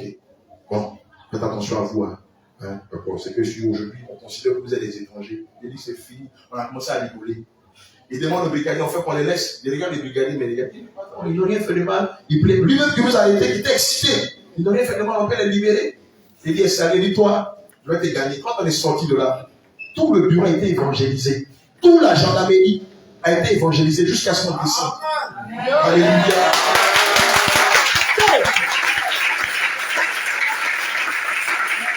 Quand on est sorti, on a un moment du nom de maman Sarah qui est à Yaoundé. Elle était apurée. Mais on ne nous a pas arrêté. On nous a combien de sorties de la mairie. Et vous n'avez pas appelé qui? Comment vous avez fait? Elle est des amis, nous appelé qui? On n'est pas allé voler quelqu'un, on n'est pas allé sur la prière pour un cadavre. Est-ce que c'est un crime de prier sur quelqu'un qui est mort? Est-ce que c'est la première fois que ça se fait? Alléluia. Amen. Évidemment, les persécutions viendront. Mais n'ayez pas peur. Cela vient pour vous écouter, pour vous appuyer, pour vous appeler à passer de l'autre bord. Alléluia. On a une autre forme de persécution que connaissent la plupart des femmes mariées. C'est les persécutions de leur mari. Ça, malheureusement, c'est monnaie courante. Amen. Le Seigneur m'a demandé de préparer un livre de prière pour toutes les femmes mariées dont le mari les persécute. Avant de vous présenter le livre de prière, je voudrais d'abord vous donner le témoignage de deux dames qui m'ont marqué amoureux. Amen. Je ne dirai pas leur nom. Amen. Je donnerai des noms fictifs. Alléluia. Pour ne pas qu'on sache qui c'est. On va appeler la première Agathe. Amen. Elle a découvert la Sainte Doctrine sur nos pages de Facebook et YouTube. Elle était catholique, son mari elle. Elle a commencé à se dépouiller. À l'époque, c'était une jeune fille très sexy, très féchonne et tout ça. Et son mari n'a pas supporté de la voir maintenant porter de longues robes et de mettre le voile. Ce que son mari n'a pas supporté le plus, c'est le fait qu'elle ne faisait plus des choses sur le lit conjugal. Donc, nous sommes adultes, on se comprend. Alléluia. Toutes les déviations qu'on fait dans le lit conjugal, elle refusait de le faire et à chaque fois elle disait, le Seigneur Jésus n'aime pas ça. Et son mari lui dit, toi depuis quand tu connais Jésus, toi moi les catholiques, de quoi tu parles? Alléluia. Et quand il s'est rendu compte qu'elle nous suivait, il a bloqué ses téléphones. Amen. Et quand nous sommes arrivés, je ne sais pas par quel extraordinaire a su qu'on était arrivé, elle est venue me voir. Elle m'a expliqué sa situation. Et puis je l'ai réconfortée, j'ai prié pour elle, je l'ai exhortée et tout ça. Et après mon départ, pendant que j'étais là, son mari n'arrêtait pas de la menacer. Et puis un jour, elle est venue me voir pour que je prie pour elle. Elle était malade. La vidéo même est sur notre page. Une jeune dame qui était malade, j'ai prié pour elle. Et puis après, elle a commencé à sauter, tout ça, à toucher ses membres. Parce que le Seigneur l'avait guéri. Et un matin, qu'est-ce que son mari a fait? Exaspéré de la menacer, il l'a enfermé dans sa chambre. Il a demandé aux enfants d'aller à l'école. Et puis il s'est mis à la base à mort. Et il lui disait, tu vas arrêter de confesser ce Jésus-là. Et puis je te laisse. Elle dit, pour Jésus, je suis prête à mourir. Elle lui a dit, pour Jésus, je suis prête à mourir. Il a battu avec des poings au visage, dans la bouche, dans les oreilles, dans les cordes, dans le plexus, dans toutes les parties de son corps. Mais elle n'a pas arrêté de confesser Jésus. Toi, à sa place, tu allais faire quoi? À sa place, tu allais faire quoi? Réserver ton mari et renoncer à Christ. Or, nous savons que tous ceux qui renoncent à Christ apostasient Christ. Et il n'y a plus de retour en arrière, c'est fini. C'est fini. Alléluia. Elle m'a appelé après, il me dit ce qui s'est passé. Je l'ai exhorté, j'ai prié pour elle. Et je lui ai dit, tu ne renonceras en aucun cas à Jésus pour ton mari. Beaucoup de maris trompent leur femme. Que vous le voulez, vous passez comme ça. C'est la loi de la nature. C'est pas vous dépliant que ça va les rendre fidèles. C'est pas en revenant à vos sexy que ça va les rendre fidèles. Merci. Alléluia. Mais quelqu'un ne vous trompera jamais, c'est le Seigneur Jésus-Christ. Quelqu'un ne vous trahira jamais, c'est le Seigneur Jésus-Christ. Quelqu'un ne vous abandonnera jamais, c'est le Seigneur Jésus-Christ. Quelqu'un ne vous descendra jamais, c'est le Seigneur Jésus-Christ. Alléluia. Elle est restée ferme sur sa position. Je suis une autre histoire, une même persécution, mais en pire. Cette fois-ci, c'était le commissaire d'une ville où nous avons apporté le feu du réveil. Alléluia. Quand je suis arrivé là-bas, dans l'église, on a un bien-aimé dont le mari est commissaire. Moi, je ne savais pas. Elle m'a abordé, elle m'a dit, elle voulait que je vienne prier dans sa famille. Évidemment, comme je suis un guéri de l'Éternel, je n'ai pas hésité. Je suis parti. Et dès que je suis arrivé, le mari s'apprêtait à sortir. Et le Seigneur a commencé à me donner des révélations sur le mari, sur elle-même et sur les enfants. Amen. Et le mari a acquiescé. C'est quelqu'un qui n'est pas catholique, qui n'est même pas chrétien. Lui, au Cameroun, là-bas, ils sont très attachés à l'occultisme, un peu comme au Sénégal. Là-bas, c'est monnaie courante. Ici, à cause du réveil qui existait dans les années 70, et aussi par Campus et Bénin, les Ivoiriens, par nature, ont honte d'aller chez les marabouts, chez les féticheurs. Ça, c'est inhérent à la Côte d'Ivoire. Mais quand on allait dans les autres nations, au Cameroun, par exemple, là-bas, chaque famille a au moins 2 ou 3 marabouts. C'est normal. J'ai été choqué d'une scène. C'est une parenthèse. On a une de nos filles dans la foi, très aimée dans la foi. Deux, les parents ont bloqué. Ils l'ont séquestrée, ils l'ont emmenée chez le marabout pour la laver. Parce qu'elle a confessé Jésus. On trouvait qu'elle était folle. Oui. Là-bas, on m'a dit, si tu lis pour la Bible, tu vas devenir fou. Donc, à l'époque coloniale. Et donc, au Cameroun, il est bien sûr d'aller chez un marabout que d'avoir du zèle pour Jésus. Donc, tu es trop zélé pour Jésus. On dit non, que tu es fou. Alléluia. Et donc, le commissaire en question, il est très attaché aux sciences occultes. Et donc, il me regarde, il se dit, mais c'est bien marabout ça. Il a détaillé toute ma vie et tout ça. Bon, sur les années qui me révélaient sa vie. Et donc, on lit 1 Corinthiens 7 sur la soumission de la femme, sur les rapports entre l'homme et la femme et tout ça. Et puis, il me dit, viens, il m'amène dans sa chambre. Et puis, il me fait des confessions. Il me demande de prier pour lui. Sa femme est au salon, elle crie de joie, bénit le nom du Seigneur parce que le monsieur, il n'a jamais cru au Seigneur Jésus. Et on échange de contact et puis je m'en vais. 2 semaines après, je reviens. Je m'appelle à l'église, que l'église m'appelle, me dit, homme de Dieu, le commissaire est devant l'église et il cherche à te tuer. Il ne faut pas venir. On dit, il dit que toi, tu as détourné sa femme. Que c'est à cause de toi que sa femme et ses enfants prient Jésus là. Lui, il ne veut pas entendre parler de Jésus chez lui. Donc, il dit, si tu viens là, tu vas me tuer. On dit, non, ne viens pas, il dit, non, les gars. Le jour où je vais voir Al-Qaïda, c'est vrai, justement qu'il y a plus Al-Qaïda que Al-Qaïda lui-même. Je prends ma moto avec le pasteur. On va à l'église. Dès que j'arrive, je vais vers lui, tout excité. Ah, voilà, ton pasteur est venu, va voir. Je le prends de côté, je calme ses ardeurs, et puis je lui dis, écoute, quel est le problème? Il dit, non, aujourd'hui, là, il n'y aura pas, vous n'allez pas prier ici. Ma femme et mes enfants doivent sortir de votre église. Il faut te calmer. Si c'est ça, ta femme et tes enfants iront. Et donc, je reviens vers sa femme. Elle dit, elle ne bouge pas. Elle dit, elle, à cause de Jésus, elle ne bouge pas. Les enfants peuvent rentrer à la maison, mais elle va rendre écoute à Dieu. Il dit, si elle doit rendre écoute à Dieu, il va casser l'église. Il va rompre le... Je lui ai dit, tu sais, tu es le commissaire de cette ville. Mais sache que certes, tu as des forces, mais tu as aussi des limites. Tu es un être humain, tu n'es pas Dieu. Il y a des choses que tu peux faire. Mais quand tu arrives sur l'œuvre de Dieu, tu t'arrêtes. Tout le monde m'a regardé comme ça. Je lui ai dit, tu te calmes, ta femme là. Elle dit, bouge. Évidemment, sa femme a eu une mauvaise attitude. Elle leur dit partie par soumission. Et elle finit par partir. Mais elle décide de ne pas aller avec lui dans la même voiture que lui. Elle décide de prendre une moto. Et comme c'est le commissaire, que tout le monde le connaît, il y a une poursuite dans la ville. Toutes les motos qu'il a prises, il les menaçait. Il y a un Saint qui a pris sa moto, ils ont commencé à se poursuivre dans la ville. Un moment, ils sont venus s'arrêter devant l'église. Pendant on était en plein culte, on voit sa voiture venir garée. Il faisait le quai. Et quand sa femme a su qu'il était là, elle a continué avec la moto. Et le Seigneur me met à cœur, le soir de l'appeler. Je l'appelle, il ne répond pas. À 5h du matin, il m'appelle. Il me dit, je vais te voir. Donc à 6h du matin, je vais chez lui. Quand on arrive, il me dit, toi, tu es prudent, tu es venu seul. Les gars, vous ne savez pas qui est derrière vous. Demandez à tous les mystiques, lorsqu'ils vous voient, ils savent que vous n'êtes pas seul. Il y a une armée d'anges derrière vous. Et si Christ est avec vous, il est avec vous.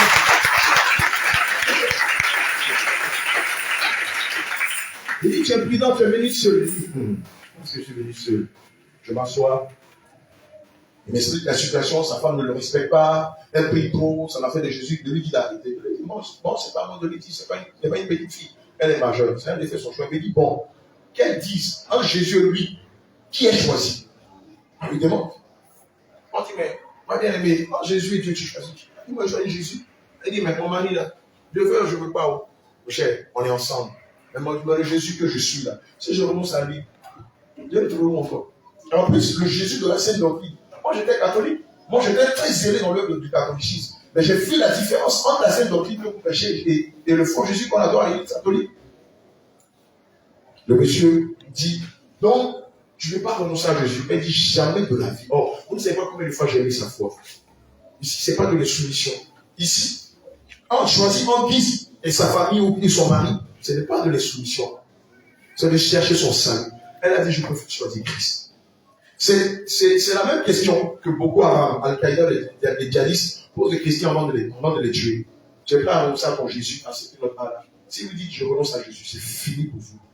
Quelle que soit l'obéissance, le sacrifice que vous aurez fait pour le Christ, vous mourrez, vous irez en enfer. Alléluia. N'est-ce pas que le Seigneur dit dans sa parole que si vous avez honte de moi dans cette terre d'adultère, moi aussi, devant mon Père et devant mes saints anges, j'aurai honte de vous. Elle a dit Jésus rien. Le Messie a dit attends. Il dit c'est toi, hein, c'est toi. Hein. Je n'ai pas envie de les imiter. Alléluia. Et puis il appelle elle et ses gars. Il dit j'appelle foot. Je dis ça n'a pas s'est passé comme ça. Il appelle elle et ses gars, ils sont tous catholiques, mais vous savez que les catholiques, comme les musulmans, aiment aller chez les marabouts.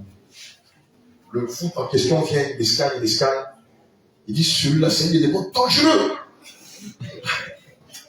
Dangereux comment? Puis il s'assoit. Donc il veut me prendre de haut. Voilà, c'est vous les pasteurs de l'Afrique de l'Ouest qui détenez les femmes des gens. Là, il m'a dit, regardez, et si vous venez pas valider, vous ne m'avez pas détenir les femmes de quelqu'un que je ne le ferai jamais. Il y a. Mais là, on commence à me condamner. Je leur ai dit, la parole de Dieu dit qu'avant de condamner quelqu'un, il faut l'écouter sur la base de 2 ou 3 témoins.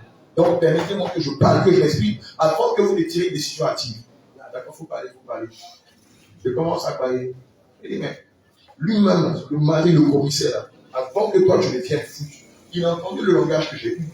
J'ai eu un langage qui disait à sa femme qu'elle doit être soumise à son mari. Mais quand à la question de choisir Dieu, ça lui relève de toi. C'est elle qui choisir. Moi, je ne peux pas choisir à sa place. Mais je l'ai dit en tant que femme qu'elle apprenne à être soumise à son mari. C'est ce que la parole de Dieu nous demande selon l'idée d'Éphésiens 5. Qu'est-ce que je peux dire d'autre? Maintenant, il se rabat sur la femme. Oui, toi, tu dis quoi? Elle dit foot. Toi-même, il faut laisser. Toi, tu n'étais pas plus catholique que mon mot. J'étais catholique, marial, mensuel, religieux et tout ça. Vous êtes des arrivistes. Vous venez les dimanches, vous priez tout ça. Moi, j'étais dans le cœur même du catholicisme. Donc, je sais ce qui se passe. Aujourd'hui, je ne serai plus jamais catholique. L'affaire des maris, là, c'est fini. Moi, je ne peux pas adorer l'idole. Moi, je vais adorer le Dieu vivant qui est Jésus-Christ de Nazareth. Et personne ne peut m'empêcher de le faire.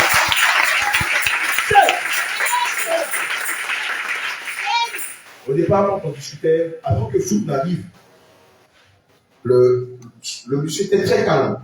On parlait tranquillement. Hein. La femme est comme ça. Le monsieur est comme ça. Le petit comme ça. Le commissaire de la. Et quand son ami est arrivé, et que la dame a dit ça, le monsieur qui était calme, on parlait tranquillement et tout ça, il a commencé à taper de la table. Il s'est jeté sur sa femme. Rapidement, on a intervenu, on les a séparés. Et moi, j'ai dit, je sors de chez vous. Parce que moi, je t'ai venu pour vous réconcilier. Maintenant, pour voir ce genre de bêtises, là, je suis sorti. Et elle est restée ferme sur sa position. Le malheur qu'elle a eu, c'est qu'il a bloqué son téléphone et elle allait dans son commissariat pour le menacer de donner son téléphone. Et quand elle est arrivée, il m'a appelé, il m'a dit, toi, pasteur là, c'est toi qui enseigne aux femmes de venir frapper le mari dans le service, non? Et regarde, elle est en train de mettre la honte sur son commissariat. Tout le monde est en train de se moquer de moi. Je lui ai dit, c'est pas de ma faute, c'est pas qu'il a cherché. Alléluia. Et on a tenté de joindre la dame, on n'a pas pu. Et ça m'a mis à cœur de préparer ses prières et de lui envoyer ça. Je lui ai dit, tu vas te calmer. Et tu ne vas pas utiliser la chair contre ton mari. On va utiliser l'épée de la parole de Dieu. Tu vas voir, ça va changer la donne. Il m'a dit, ok. On l'a sermonné pour son attitude parce qu'une femme ne peut pas tenir tête à son mari. La femme doit être soumise à son mari. Alléluia. Et si toi qui étais insoumise, le vampire cherche à te repentir et à faire la délivrance. Alléluia. Et je lui ai envoyé le guide de prière sur comment gagner son mari et ses enfants. Amen. C'est là où on va travailler ensemble. Pour toi, dont le mari te persécute. Alléluia. Tu as quelque chose de côté?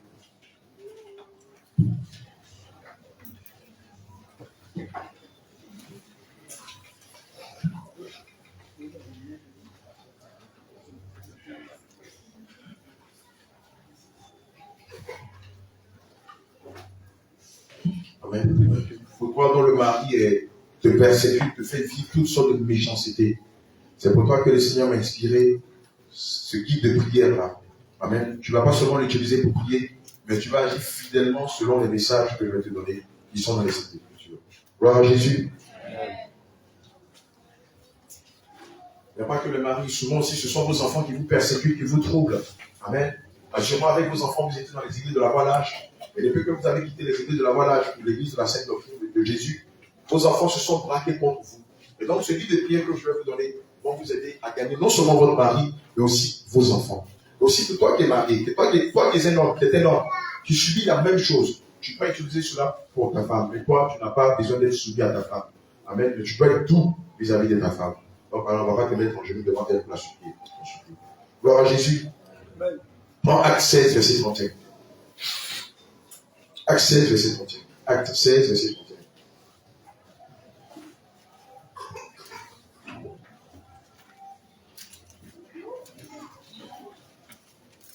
Alors qu'on parle, après on va prier que tous les chrétiens qui subissent des persécutions, que toutes les femmes chrétiennes, les femmes vertueuses, qui subissent des persécutions, les chrétiens qui sont en Inde, au Nigeria, ici même en Côte d'Ivoire, dans tous les pays du monde entier, que toi-même, tu subis moquerie, abandon, rejet, menace à cause du Seigneur Jésus.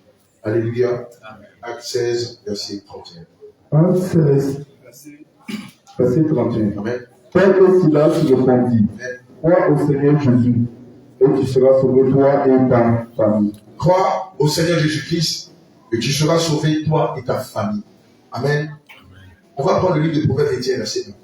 Je vais rappeler à quelqu'un que vous, femmes chrétiennes qui subissez la persécution de vos maris, qui subissez les menaces, les séjours de vos maris, la plus grande arme que vous devez avoir vis-à-vis d'eux, c'est quoi? C'est quoi? Quelle est cette plus grande arme-là? Pardon? C'est la soumission. C'est la soumission. Regardez, ils ne vont pas arrêter de vous insulter, de vous mépriser, de vous injurer, de vous garder le silence et soyez soumises. Ne répondez pas aux coups des injures par les coups des injures. Soyez soumises. Vous allez voir ce qui va se passer. Alléluia. Proverbe 21, verset 1. Jusqu'au fond des entrailles. Alléluia. Le cœur du roi est un courant d'eau dans la main de l'Éternel. Il l'incline partout où il veut. Proverbe 21, verset 1 dit que le cœur des rois est comme un torrent d'eau dans ses mains. Il incline partout où il veut. Ou il incline partout où il veut. Quand vous allez mettre en application la parole de Dieu, vous allez voir que l'état d'esprit, l'état du cœur de votre mari, de vos enfants ou de votre épouse va littéralement changer. Alléluia. 1 Pierre 3, verset 1.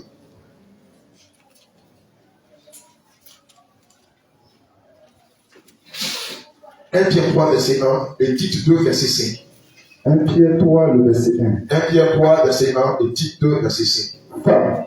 Femmes, soyez soumises à vos maris. Soyez de même soumises à vos maris. Ici, ce n'est pas une proposition que le Seigneur vous fait. C'est un ordre, c'est un impératif. C'est un commandement, c'est un précepte de Dieu. Femmes, soyez soumises à vos maris. Afin que si quelqu'un n'obéisse point à la parole, afin que si ton mari n'obéit pas à la parole, s'il ne croit pas en Jésus, s'il ne croit pas à la sainte doctrine, il soit gagné sans parole par la conduite de leur femme. Il soit gagné par la conduite de sa femme. Combien de fois tu n'as pas entendu? Toi tu dis que tu es chrétien, feu, puis tu n'as aucun respect pour moi. Oui. Mais il a raison de le dire. Le diable va se servir de lui pour vous accuser. Tous les jours, sors feu, au nom de Jésus. Mais regarde l'attitude, regarde le langage que tu as vis-à-vis de moi. Tu n'es même pas chrétien. Oui, c'est vrai ce qu'il dit. Parce que vous n'avez pas encore compris que l'attitude que vous devez avoir vis-à-vis de votre mari, qui vous persécute ou de vos enfants, c'est la soumission. Devant votre mari, c'est la soumission. C'est la plus grande arme que vous, femmes, devez avoir vis-à-vis de vos maris. La soumission. Vous ne savez pas ce qui se cache derrière. Continuons. Tite 2, 5. Tite 2, verset 5. Amen. À être retenu. Amen. Chaste. Occupé aux soins domestiques. Occupé aux soins domestiques. Quand j'ai eu l'entretien avec le commissaire, il m'a dit, sa femme dit qu'elle est chrétienne, mais quand elle gagne son salaire, elle ne le soutient pas financièrement. Ça m'a choqué, je lui ai dit, c'est pas normal. Tu es une femme, tu travailles. La moindre des choses, c'est de soutenir financièrement ton mari. Admettons qu'il paye le loyer. À la limite, tu peux payer la scolarité des enfants.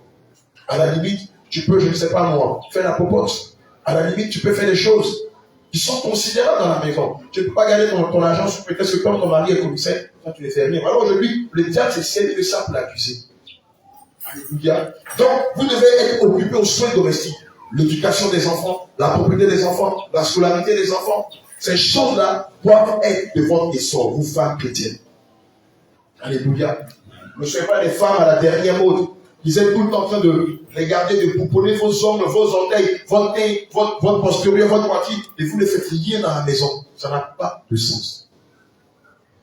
Alléluia. Bonne. Alléluia. Bonne ici, c'est pas bonne comme on le dit à l'Ivoirienne. bonne de cœur, bonne, large, qui est philanthrope, qui pratique la charité, qui donne à sa belle famille, à sa famille, aux étrangers, aux veuves, à l'orphelin. C'est ça la femme vertueuse. Alléluia. Soumise à leur mari. Alléluia. Voici la conduite de la soumission que vous devez avoir vis-à-vis de vos maris qui sont des païens.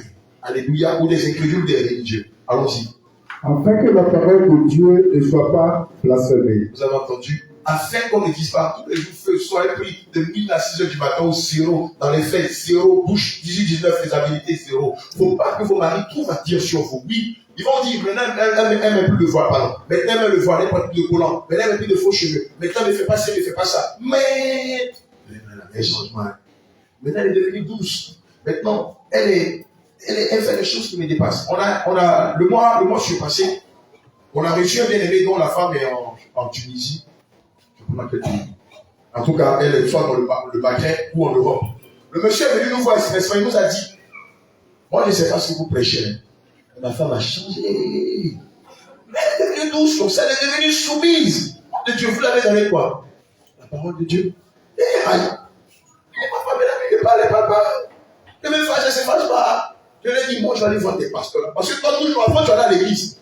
Mais maintenant, tu vas à l'église. Sinon, avant là, tu n'allais pas à l'église. Alléluia. Et nous, il a pris le micro, il a dit, franchement, l'église était l'église. Ma femme, avant, là, elle partait. Mais maintenant, là, c'est maintenant, elle va à l'église. Parce que j'ai vu le changement. J'ai vu le changement, la conversion, la transformation. J'ai vu l'état de son cœur changer. J'ai vu maintenant ma femme qui ressemble à une femme et non un père garçon raté. Ma soumission. Alléluia. Toute l'église est en joie. Et c'est ce que le Seigneur attend de vous. Et par la soumission, vous arrivez à gagner vos maris à Christ. Bonne, soumise à leur mari, afin que la parole de Dieu ne soit pas blasphémée. Amen. La première arme que vous aurez, c'est la soumission. Deuxième arme que vous aurez, c'est le jeûne. Gloire à Jésus, le jeûne. Amen. Matthieu 17, verset 21. Écoutez ça. Et puis appliquez, vous allez voir. Je ne vous donne pas 3 mois. Vos maris, ils seront tous ici. Comme ça, on va aller vite.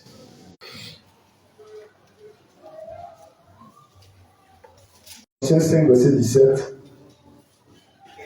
Priez sans cesse. Oh, priez sans cesse. Priez sans cesse. Lisez avec autorité. C'est la parole de Dieu. Ce n'est pas un lequin. Ne vous inquiétez pas de ça.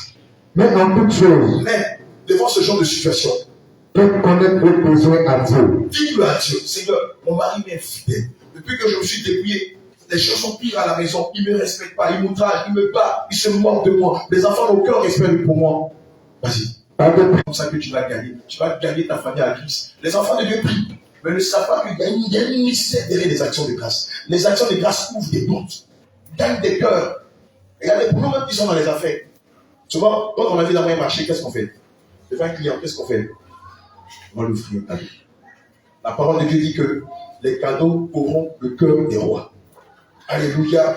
Évidemment, vous voulez que votre famille soit gagnée à Christ. Priez, intercédez, jeûnez.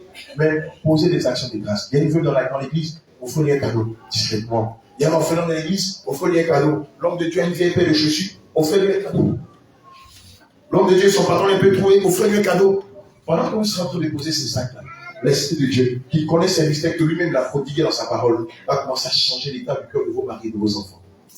Enfants de Dieu. Et la paix de Dieu, qui surpasse toute intelligence, Go step by step, please. Et la quoi? et la paix de Dieu, qui surpasse toute intelligence, Alléluia. gardera vos cœurs et vos pensées en Jésus-Christ. Qu'est-ce que le Seigneur veut dire par la paix de Dieu qui surpasse toute intelligence? La paix que vous n'avez pas là, elle va commencer à rentrer chez vous à la maison. Elle va gagner le cœur de votre mari, gagner le cœur de vos enfants, gagner votre famille pour lui. Alléluia. Changez le langage de votre mari. Lui qui était vulgaire, lui qui était fidèle, méchant, lui qui était accablé vis-à-vis de vous. Il se lève le matin. Tu es devenu joli, hein? Mais qu'est-ce qui m'arrive? Seigneur, tu t'es belle comme c'est que je suis en train de t'outrager. Oh mon amour. Oh mon amour, tu sais que sans toi je ne peux pas vivre. Dis-moi, tu veux que je t'offre aujourd'hui? Oh, ton église là, tu sais qu'on va aller là-bas. Non. C'est maintenant que je vois le changement.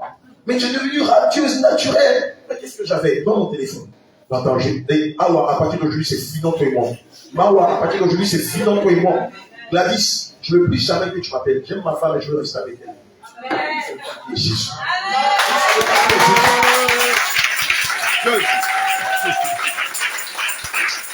Tout est possible à celui qui. Alléluia. C'est les marabouts. Oh, tout est dans la parole de Dieu. Les gens vont chez les marabouts et puis ça marche. Et vous pensez que Jésus, qui a donné son sang pour nous, si on utilise sa parole, il ne va pas renverser les fondements. Il ne dira pas cette montagne à toi, jette-toi dans la mer, elle ne se jettera pas. Cette science-là que je suis en train de vous partager aujourd'hui, elle ne vient pas de l'occultisme, elle est dans la parole de Dieu. Gloire à Jésus. Amen. Un autre point, une autre arme que vous allez utiliser devant ce genre de situation, c'est la persévérance. Amen. Il ne faut pas prier une fois. Il ne faut pas jeûner un seul jour et puis dire, ah, mais moi je vais là, j'ai trop prié, moi je suis fatigué. Pour ma vie. Ah, je fais une prière de Dieu, demi-journée normale. Mon cher. Fou, hein? Non. Le Seigneur veut que ton mari, ta famille soit gagnée. Alléluia. Éphésiens 6, verset 18. La persévérance. Donc, attendez, j'ai enlevé mon alage, ça me fatigue, tu vois. C'est vrai que je peux avoir de l'eau glacée, s'il vous plaît. Georges va voir ça. Il va dire, voilà du vaudou chrétien. Il a enlevé son boubou devant tout le monde. Et il bombe de l'eau. Qu'est-ce qu'on ne dira pas de l'eau à cause du Seigneur Jésus? Tout ça, c'est pour la gloire du Seigneur Jésus. Nous ne pouvons que le bénir. Amen. Éphésiens 6, sur la persévérance. Faites en tout temps par l'esprit toutes sortes de prières et de supplications. Veillez à cela avec une entière persévérance et priez pour tous les saints. Amen. Alléluia. Faites en tout temps par l'esprit toutes sortes de prières et de supplications. Veillez à cela avec une entière persévérance et priez pour tous les saints. Évidemment, devant ce genre de situation, vous n'allez pas faire qu'une seule prière. N'arrêtez pas. Tant que vous ne voyez pas le changement, tant que votre mari n'est pas converti, tant que vos enfants ne sont pas convertis, tant que votre frère, votre soeur, vos parents ne sont pas convertis, n'arrêtez pas. Alléluia. Gloire à Jésus. Amen. Vous devez continuer jusqu'à ce que vous voyez de vos yeux ce que le Seigneur vous approuve. Alléluia. Une autre arme que vous aurez pour amener votre mari, vos enfants, vos proches à Christ, c'est la foi. Marc 11, verset 24. La foi. Si vous faites ces choses que vous n'avez pas foi, vous n'avez pas confiance que le Seigneur peut amener votre mari, même si c'est l'homme le plus méchant au monde. Si vous n'avez pas foi que le Seigneur peut le transformer, évidemment vos prières n'auront aucune efficacité. Alléluia. La foi. C'est pourquoi, Amen. Je vous dis, tout ce que vous demanderez en priant, croyez que vous l'avez reçu et vous le verrez s'accomplir. C'est pourquoi tout ce que vous me demandez en priant, croyez que vous l'avez déjà reçu. Qu'est-ce qui est difficile à Dieu? Vous-même là, qui pensait que vous, aujourd'hui, vous serez converti? Regardez votre passé, prenez le rétroviseur, regardez-vous avant. Qui pouvait imaginer qu'un seul instant, vous-même, ancien bandit, ancien gazeur, ancien yéyé, ancien bon vivant, vous serez converti? Mais n'est-ce pas que le Seigneur vous a converti à lui, non? Et s'il a fait pour vous, n'est-ce pas qu'il est capable de le faire pour vos familles, pour votre mari, pour vos enfants, pour vos proches? Alléluia. Gloire à Jésus. Et donc, Marc 11, verset 24 dit, c'est pourquoi je vous le dis, tout ce que vous demanderez en priant, croyez que vous l'avez reçu et cela vous sera accordé. La foi. Alléluia. Gloire à Jésus. Amen.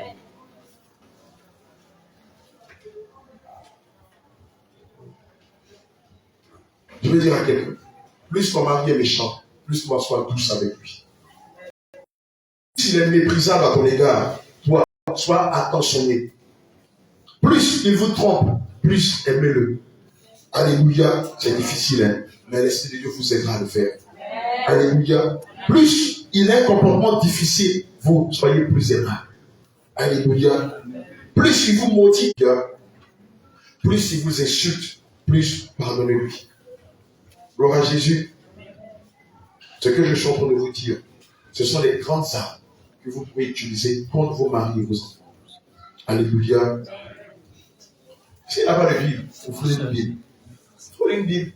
Alléluia. Le Seigneur va finir par le pousser à lire la parole de Dieu. Amen. De temps en temps, faites-leur des cadeaux. À votre mari. Amen. Ne combattez pas avec la chair, je vous en prie. Faites-leur des cadeaux.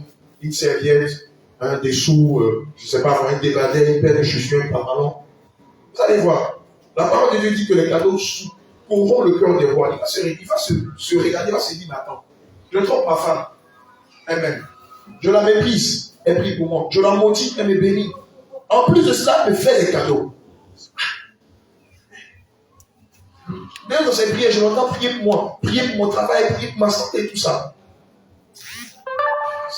Je ne suis pas en train de faire une mauvaise chose. Le Seigneur va le toucher un matin. Il va venir s'humilier devant vous. Vous demandez pardon là et dire que vous êtes la meilleure des choses que Dieu lui a données. Merci pour l'amen au fond là-bas. En tout cas, son amen vaut plus que les amens d'ici. Que le Seigneur te bénisse. Alléluia. Face à l'infidélité de votre mari, voilà ce que vous allez faire. Vous allez prendre l'autorité. Non pas pour lui manquer de respect. Non pas pour filer dans son téléphone. Non pas pour sentir l'odeur de son dessous ou de son déballé. Non. Ou pour sentir le parfum de sa chemise. Non. Ça, c'est quand vous étiez dans le monde que vous faisiez ce genre de choses. Ici, vous allez prendre l'autorité. Vous allez chasser l'esprit de l'infidélité et l'esprit de l'adultère qui règne dans sa vie.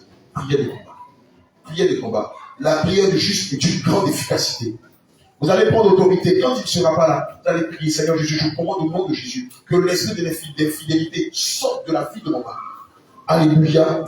1 Timothée 3, verset 2. Voilà, je vous donne maintenant le guide de prière.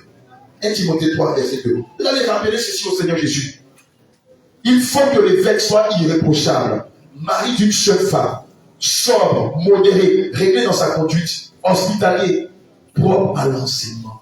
Vous allez prendre le livre de 1 Timothée 3, verset 2. Vous allez le rappeler au Seigneur Jésus. Seigneur Jésus, tu as dit dans ta parole que mon mari soit mari d'une seule femme, qu'il soit sobre, qu'il soit hospitalier, prompt, doux avec moi. Seigneur, je déclare au nom de Jésus que le cœur de mon mari me soit attaché à mon seul. Qu'il soit un mari fidèle, qu'il m'aime que mon seul, qu'il ne soit pas éparpillé, qu'il soit prompt, qu'il soit hospitalier, que ce soit quelqu'un de doux. Rappelez cela au Seigneur. Alléluia. Ésaïe 54, verset 17. Toute arme forgée contre moi sera sans effet. Et toute langue qui s'élèvera en justice contre moi, contre mes enfants, contre mon couple, sont devenus les sans effet. Seigneur, donne-le le dégoût pour les choses du monde.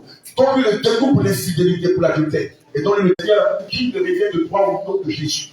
Et que personne ne vienne si tu as uni au nom de Jésus. À laquelle tu étais infidèle. Bien qu'elle soit ta compagne et la femme de ton alliance. Seigneur Jésus-Christ, sur la base de Malachie 2, verset 14, je déclare que mon mari ne soit plus infidèle. Je suis la femme de sa jeunesse. Je suis la femme de son alliance. C'est-à-dire, fais-le revenir à la maison. Fais-le revenir à la maison, qu'il prenne soin de moi et de mes enfants. Vous ne savez pas, je vous dis après, je vais vous donner la suite de ça là. Alléluia.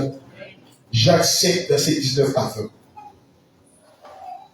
Mes frères, Jacques 5, verset 19 à 20. Mes frères, si quelqu'un parmi vous s'est égaré loin de la vérité, quel autre lui ramène? Ici, la vérité, c'est vous. Si votre mari s'est égaré loin de vous, que le Seigneur le ramène à vous. Alléluia. Que l'Esprit de Dieu le ramène à vous. Alléluia. Parce que là-bas où il est, c'est le mensonge. Or, à la maison, il est dans la vérité. Mais quand il est dehors, il est tout le temps obligé de mentir, de mentir, de mentir. Alléluia. Qu'il sache que celui qui ramènera un pécheur à la voie, de la voie où il s'est égaré, sauvera une âme de la mort et couvrira une multitude de péchés. Évidemment, en intercédant pour lui, vous allez l'épargner de la mort à venir. Gloire à Jésus. Et donc, vous allez utiliser cette parole-là, ce verset de Jacques 5, verset 19 à 21. Gloire à Jésus. En conclusion, Matthieu 5, verset 12. Matthieu 5, verset 12. Avant qu'on ne termine par la conclusion, je vais terminer par le témoignage de notre bien-aimé. Ce que je suis en train de vous dire, elle a appliqué ça à la lettre. Son mari qui était commissaire. Un matin, quand il s'est levé auprès d'elle, il a regardé, il a dit, mais attends, c'est comme ça que tu es jolie. Témoignage authentique. C'est comme ça que tu es jolie. Mais moi, je fais quoi dehors? Maman, je te demande pardon pour toutes mes infidélités. Je te demande pardon pour tout le mal que je t'ai fait, pour les injures, pour les mépris. Toutes les fois, je dis que tu n'étais pas intelligent. Non, c'est moi qui n'étais pas intelligent. Dieu m'a donné quelque chose de merveilleux chez moi à la maison. Et c'est même pas ce que je fais dehors. Ça fait rire, mais c'est la vérité. Le soir, quand il est venu, il achetait plein de cadeaux pour sa femme. Le lendemain, le monsieur qui était tout le temps dehors, puisqu'il est commissaire. Donc, vous savez, il y a un adage qui dit que l'argent attire les femmes. Moi, c'est pas beaucoup. Alléluia. Le nom cherche la gloire céleste, le nom la gloire terrestre. Le monsieur qui avait plein de copines, il a commencé à les vérifier. Il ne sort plus. Quand il descend du boulot, il est avec sa femme. Les deux regardent la télé, les deux causent. Ils ont commencé par méditer la Bible qu'elle lui a offerte en cadeau. Et puis il dit ça, je ne comprends pas. Hein. Pourquoi ça m'a dit c'est quel esprit? Il dit, la Bible même, c'est facile à comprendre. Je veux aussi terminer en vous disant ceci. Tout à l'heure, j'ai dit que les épreuves viennent pour nous épurer, pour nous faire passer à un autre stade de la vie chrétienne. Mais les diffamations et les calomnies, elles viennent pour tamiser l'église. Ah, tout le monde est dans un... Ah, il fait du vaudou chrétien. Comment il a vu un... Il fait ça, il fait ça. Tout ça, ouais, ça c'est un vaudou. Moi-même, je savais. L'église, les gens sont délivrés. Non, moi je ne crois pas. Ah, c'est du vaudou. Je me dis, tu n'es pas parti. Si tu voulais aller, aujourd'hui tu connais la vérité. Toi-même, est-ce qu'on ne te diffame pas? Toi-même, est-ce qu'on te tombe sur lui? En notre Togo, loin de l'obé, si tu tombes sur lui, nos parents ne vont plus le voir. Mais on a cédé de recevoir les actions du Christ. Toi, ça te donne pour les prêtres avec eux. C'est gâté. Tu as fait l'évangélisation, quelqu'un veut te taper. Tu rentres en couple, tu es marié, tu es un boss, il va t'aimer, il ne va pas aimer sa famille, il va aimer ta famille. Ta famille à quoi? Tu vas rouler dans une grosse voiture, tu auras une grande maison et tout, ça ne peut pas aider. Oui, ça va venir. Mais ça, c'est des bonus. C'est pas ça. Il va en venir. Mais l'essentiel, c'est de nous préparer pour le ciel. Alléluia. Ces choses que je vais laisser, c'est des accompagnements. Le travail, la paix, la joie, la santé, c'est des accompagnements. La stabilité, c'est des accompagnements. C'est pas ça l'essentiel pour Christ. L'essentiel pour Christ, c'est pas que vous ayez tous les biens de la terre, mais c'est que votre âme soit prête pour le ciel. Sinon, si vous avez tout, oui, vous serez bénis. Mais pour le Seigneur Jésus-Christ, il veut préparer son épouse. Parce qu'il vient. Il vient chercher son église. Mais l'église qu'il viendra chercher, elle sera dans quelle posture lorsqu'elle viendra? Ne supportant pas les calomnies, les diffamations, ne supportant pas qu'on les outrages, qu'on les insulte. Moi, pour moi, là, ça n'est pas l'étranger. Hein. Moi, tu m'insultes et garde le coin. Il n'y a pas de silence. Tu ne bénis pas qu'on te maudit. Tu ne pries pas pour ceux qui te maudissent. Alléluia. Apocalypse 21, verset 3. Et j'ai entendu du trône une forte voix qui disait, Alléluia. voici le tabernacle de Dieu avec les hommes. Il habitera avec eux et ils seront son peuple. Et Dieu lui-même sera avec eux. Alléluia. Il essuiera toute larme de leurs yeux. Le Seigneur essuiera toutes nos larmes à cause de tout ce qu'on a subi à cause de lui. Et la mort ne sera plus. Alléluia, continue. Et celui qui est assis sur le trône dit, voici, je fais toutes choses nouvelles. Je fais toutes choses nouvelles. Et il dit, alléluia, écris, car ces paroles sont certaines et véritables. Amen. Afin que personne ne prenne ta couronne. Afin que personne ne prenne ta quoi? Ta couronne. La couronne, quelle est cette couronne? C'est la couronne de la vie éternelle. Vous l'avez. Mais ne vous laissez pas emporter par les diffamations, par les méchancetés des merveilles de Georges Lama, de David et des... Les gens se lèvent, ils ont des réveils. Les gens même sont possédés. Ils nous appellent pour que nous puissions prier pour elles afin que le Seigneur les délivre. Et eux-mêmes ont des réveils pour dire qu'ils ont prié, nous, ils ont mis des dragons sur nous. Toi, Mami Wata David, Dieu va te dire quoi? Là, on a vu toutes les vidéos de diffamation. Ils seront chassés de votre corps. Ils seront manu militari expulsés. Donc, ils vont vous donner des réveils pour dire il est dangereux. Il est pipi. Vous n'êtes pas venu dire ça au de Dieu. Ah, j'ai eu un songe où un esprit m'a dit que vous êtes dangereux ou bien vous êtes animé du diable et tout ça. Mais le diable ne combat pas le diable. Du coup, toi qui étais possédé, tu as des songes. Maintenant, Dieu te parle. Toi-même, tu reconnais que tu es possédé par les démons. Maintenant, ce n'est plus les démons qui te parlent, c'est Dieu. Et puis tu as venu dire à la télévision, oui, moi j'ai eu un songe, j'étais possédé, j'ai approché l'homme de Dieu pour qu'il prie pour moi. Comme il n'a pas prié pour moi, j'ai demandé à Dieu. Et puis Dieu m'a dit que s'il y a un dragon à côté de lui, putain, toi-même tu peux pas. Alléluia. Maintenant, tu as dit, Le salut ne se trouve que dans la saine doctrine. Et je vous rappelle à quelqu'un que la saine doctrine, c'est Jésus lui-même. La saine doctrine, c'est Élie lui-même. La saine doctrine, c'est Adonai lui-même. Donc tu vas faire ça. Seigneur Jésus, je te prie cet après-midi que mon âme ne se perde. Quelles que soient les arrestations, quelle que soit la faim, quelles que soient les diffamations, quelle que soit la mort, donne-moi d'être assis fermement en ta parole et de ne pas me laisser gagner, de ne pas me laisser avoir, que je ne sorte pas de la bergerie. Que je ne sorte pas de la bergerie. Que je ne sorte pas de la bergerie. Que je ne sorte pas de la bergerie.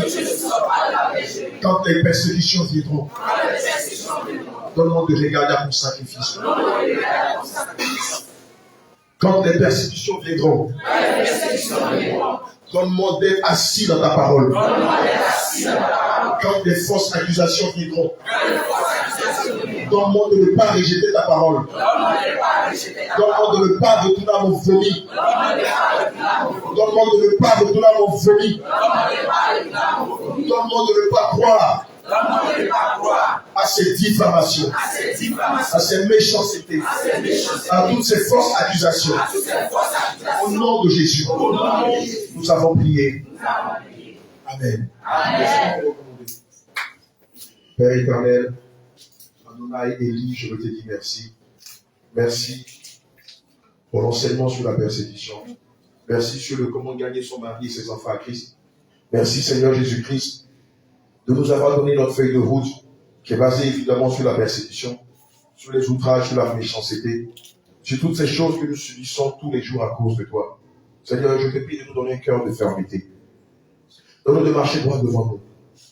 Donne-nous de marcher sur les anciens sentiers et de ne pas regarder en arrière. Car il est dit dans ta parole que l'on ne peut mettre la charrue au peu et regarder en arrière. Seigneur, que nous ne soyons pas comme la femme de Lot, à qui les anges de l'Éternel avaient dit, lorsque vous sortirez de Sodome et Gomorrhe, surtout ne regardez pas en arrière. Surtout ne regardez pas derrière vous. Mais regardez droit devant vous. Et continuez jusqu'à ce que vous soyez sortis totalement de Sodome et Gomorrhe. Seigneur Jésus-Christ, que nous ne soyons pas comme la femme de Lot, mais que nous regardions droit devant nous, que nous marchions dans les anciens sentiers, et que tous, éternel mon Dieu, pourquoi nous arrivions dans la félicité divine. Seigneur, je déclare qu'aucune de tes brebis ne se perd. Seigneur, si quelqu'un pouvait se perdre, c'est qu'à la vérité, il n'avait jamais été l'une de tes brebis. Mais qu'aucune de tes brebis ne se perde, quelle que soit la situation, quelles que soient les difficultés, quelles que soient les persécutions, quel que soit l'éternel mon Dieu, mon roi, les outrages, quelles que soient les injures, les moqueries, quel que soit le rejet, l'abandon, oh Seigneur, que tous nous soyons attachés fermement à ta parole, attachés fermement à tes commandements, attachés fermement à tes préceptes, attachés fermement à tes lois morales, attachés, éternel mon Dieu, mon roi, fermement à tes prescriptions ainsi qu'à tes ordonnances.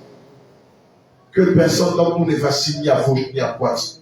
Que notre oui soit oui et que notre non soit non. Seigneur, que ta paix, qui surpasse toute paix, inonde la vie de chacun de nous. Au nom de Jésus-Christ, j'ai prié. Amen.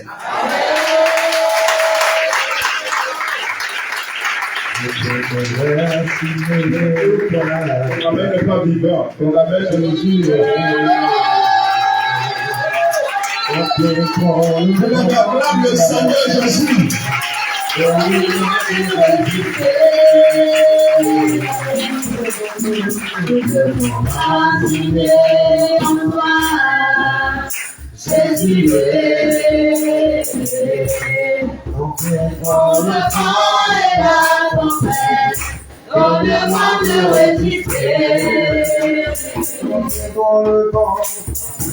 Assigné en toi.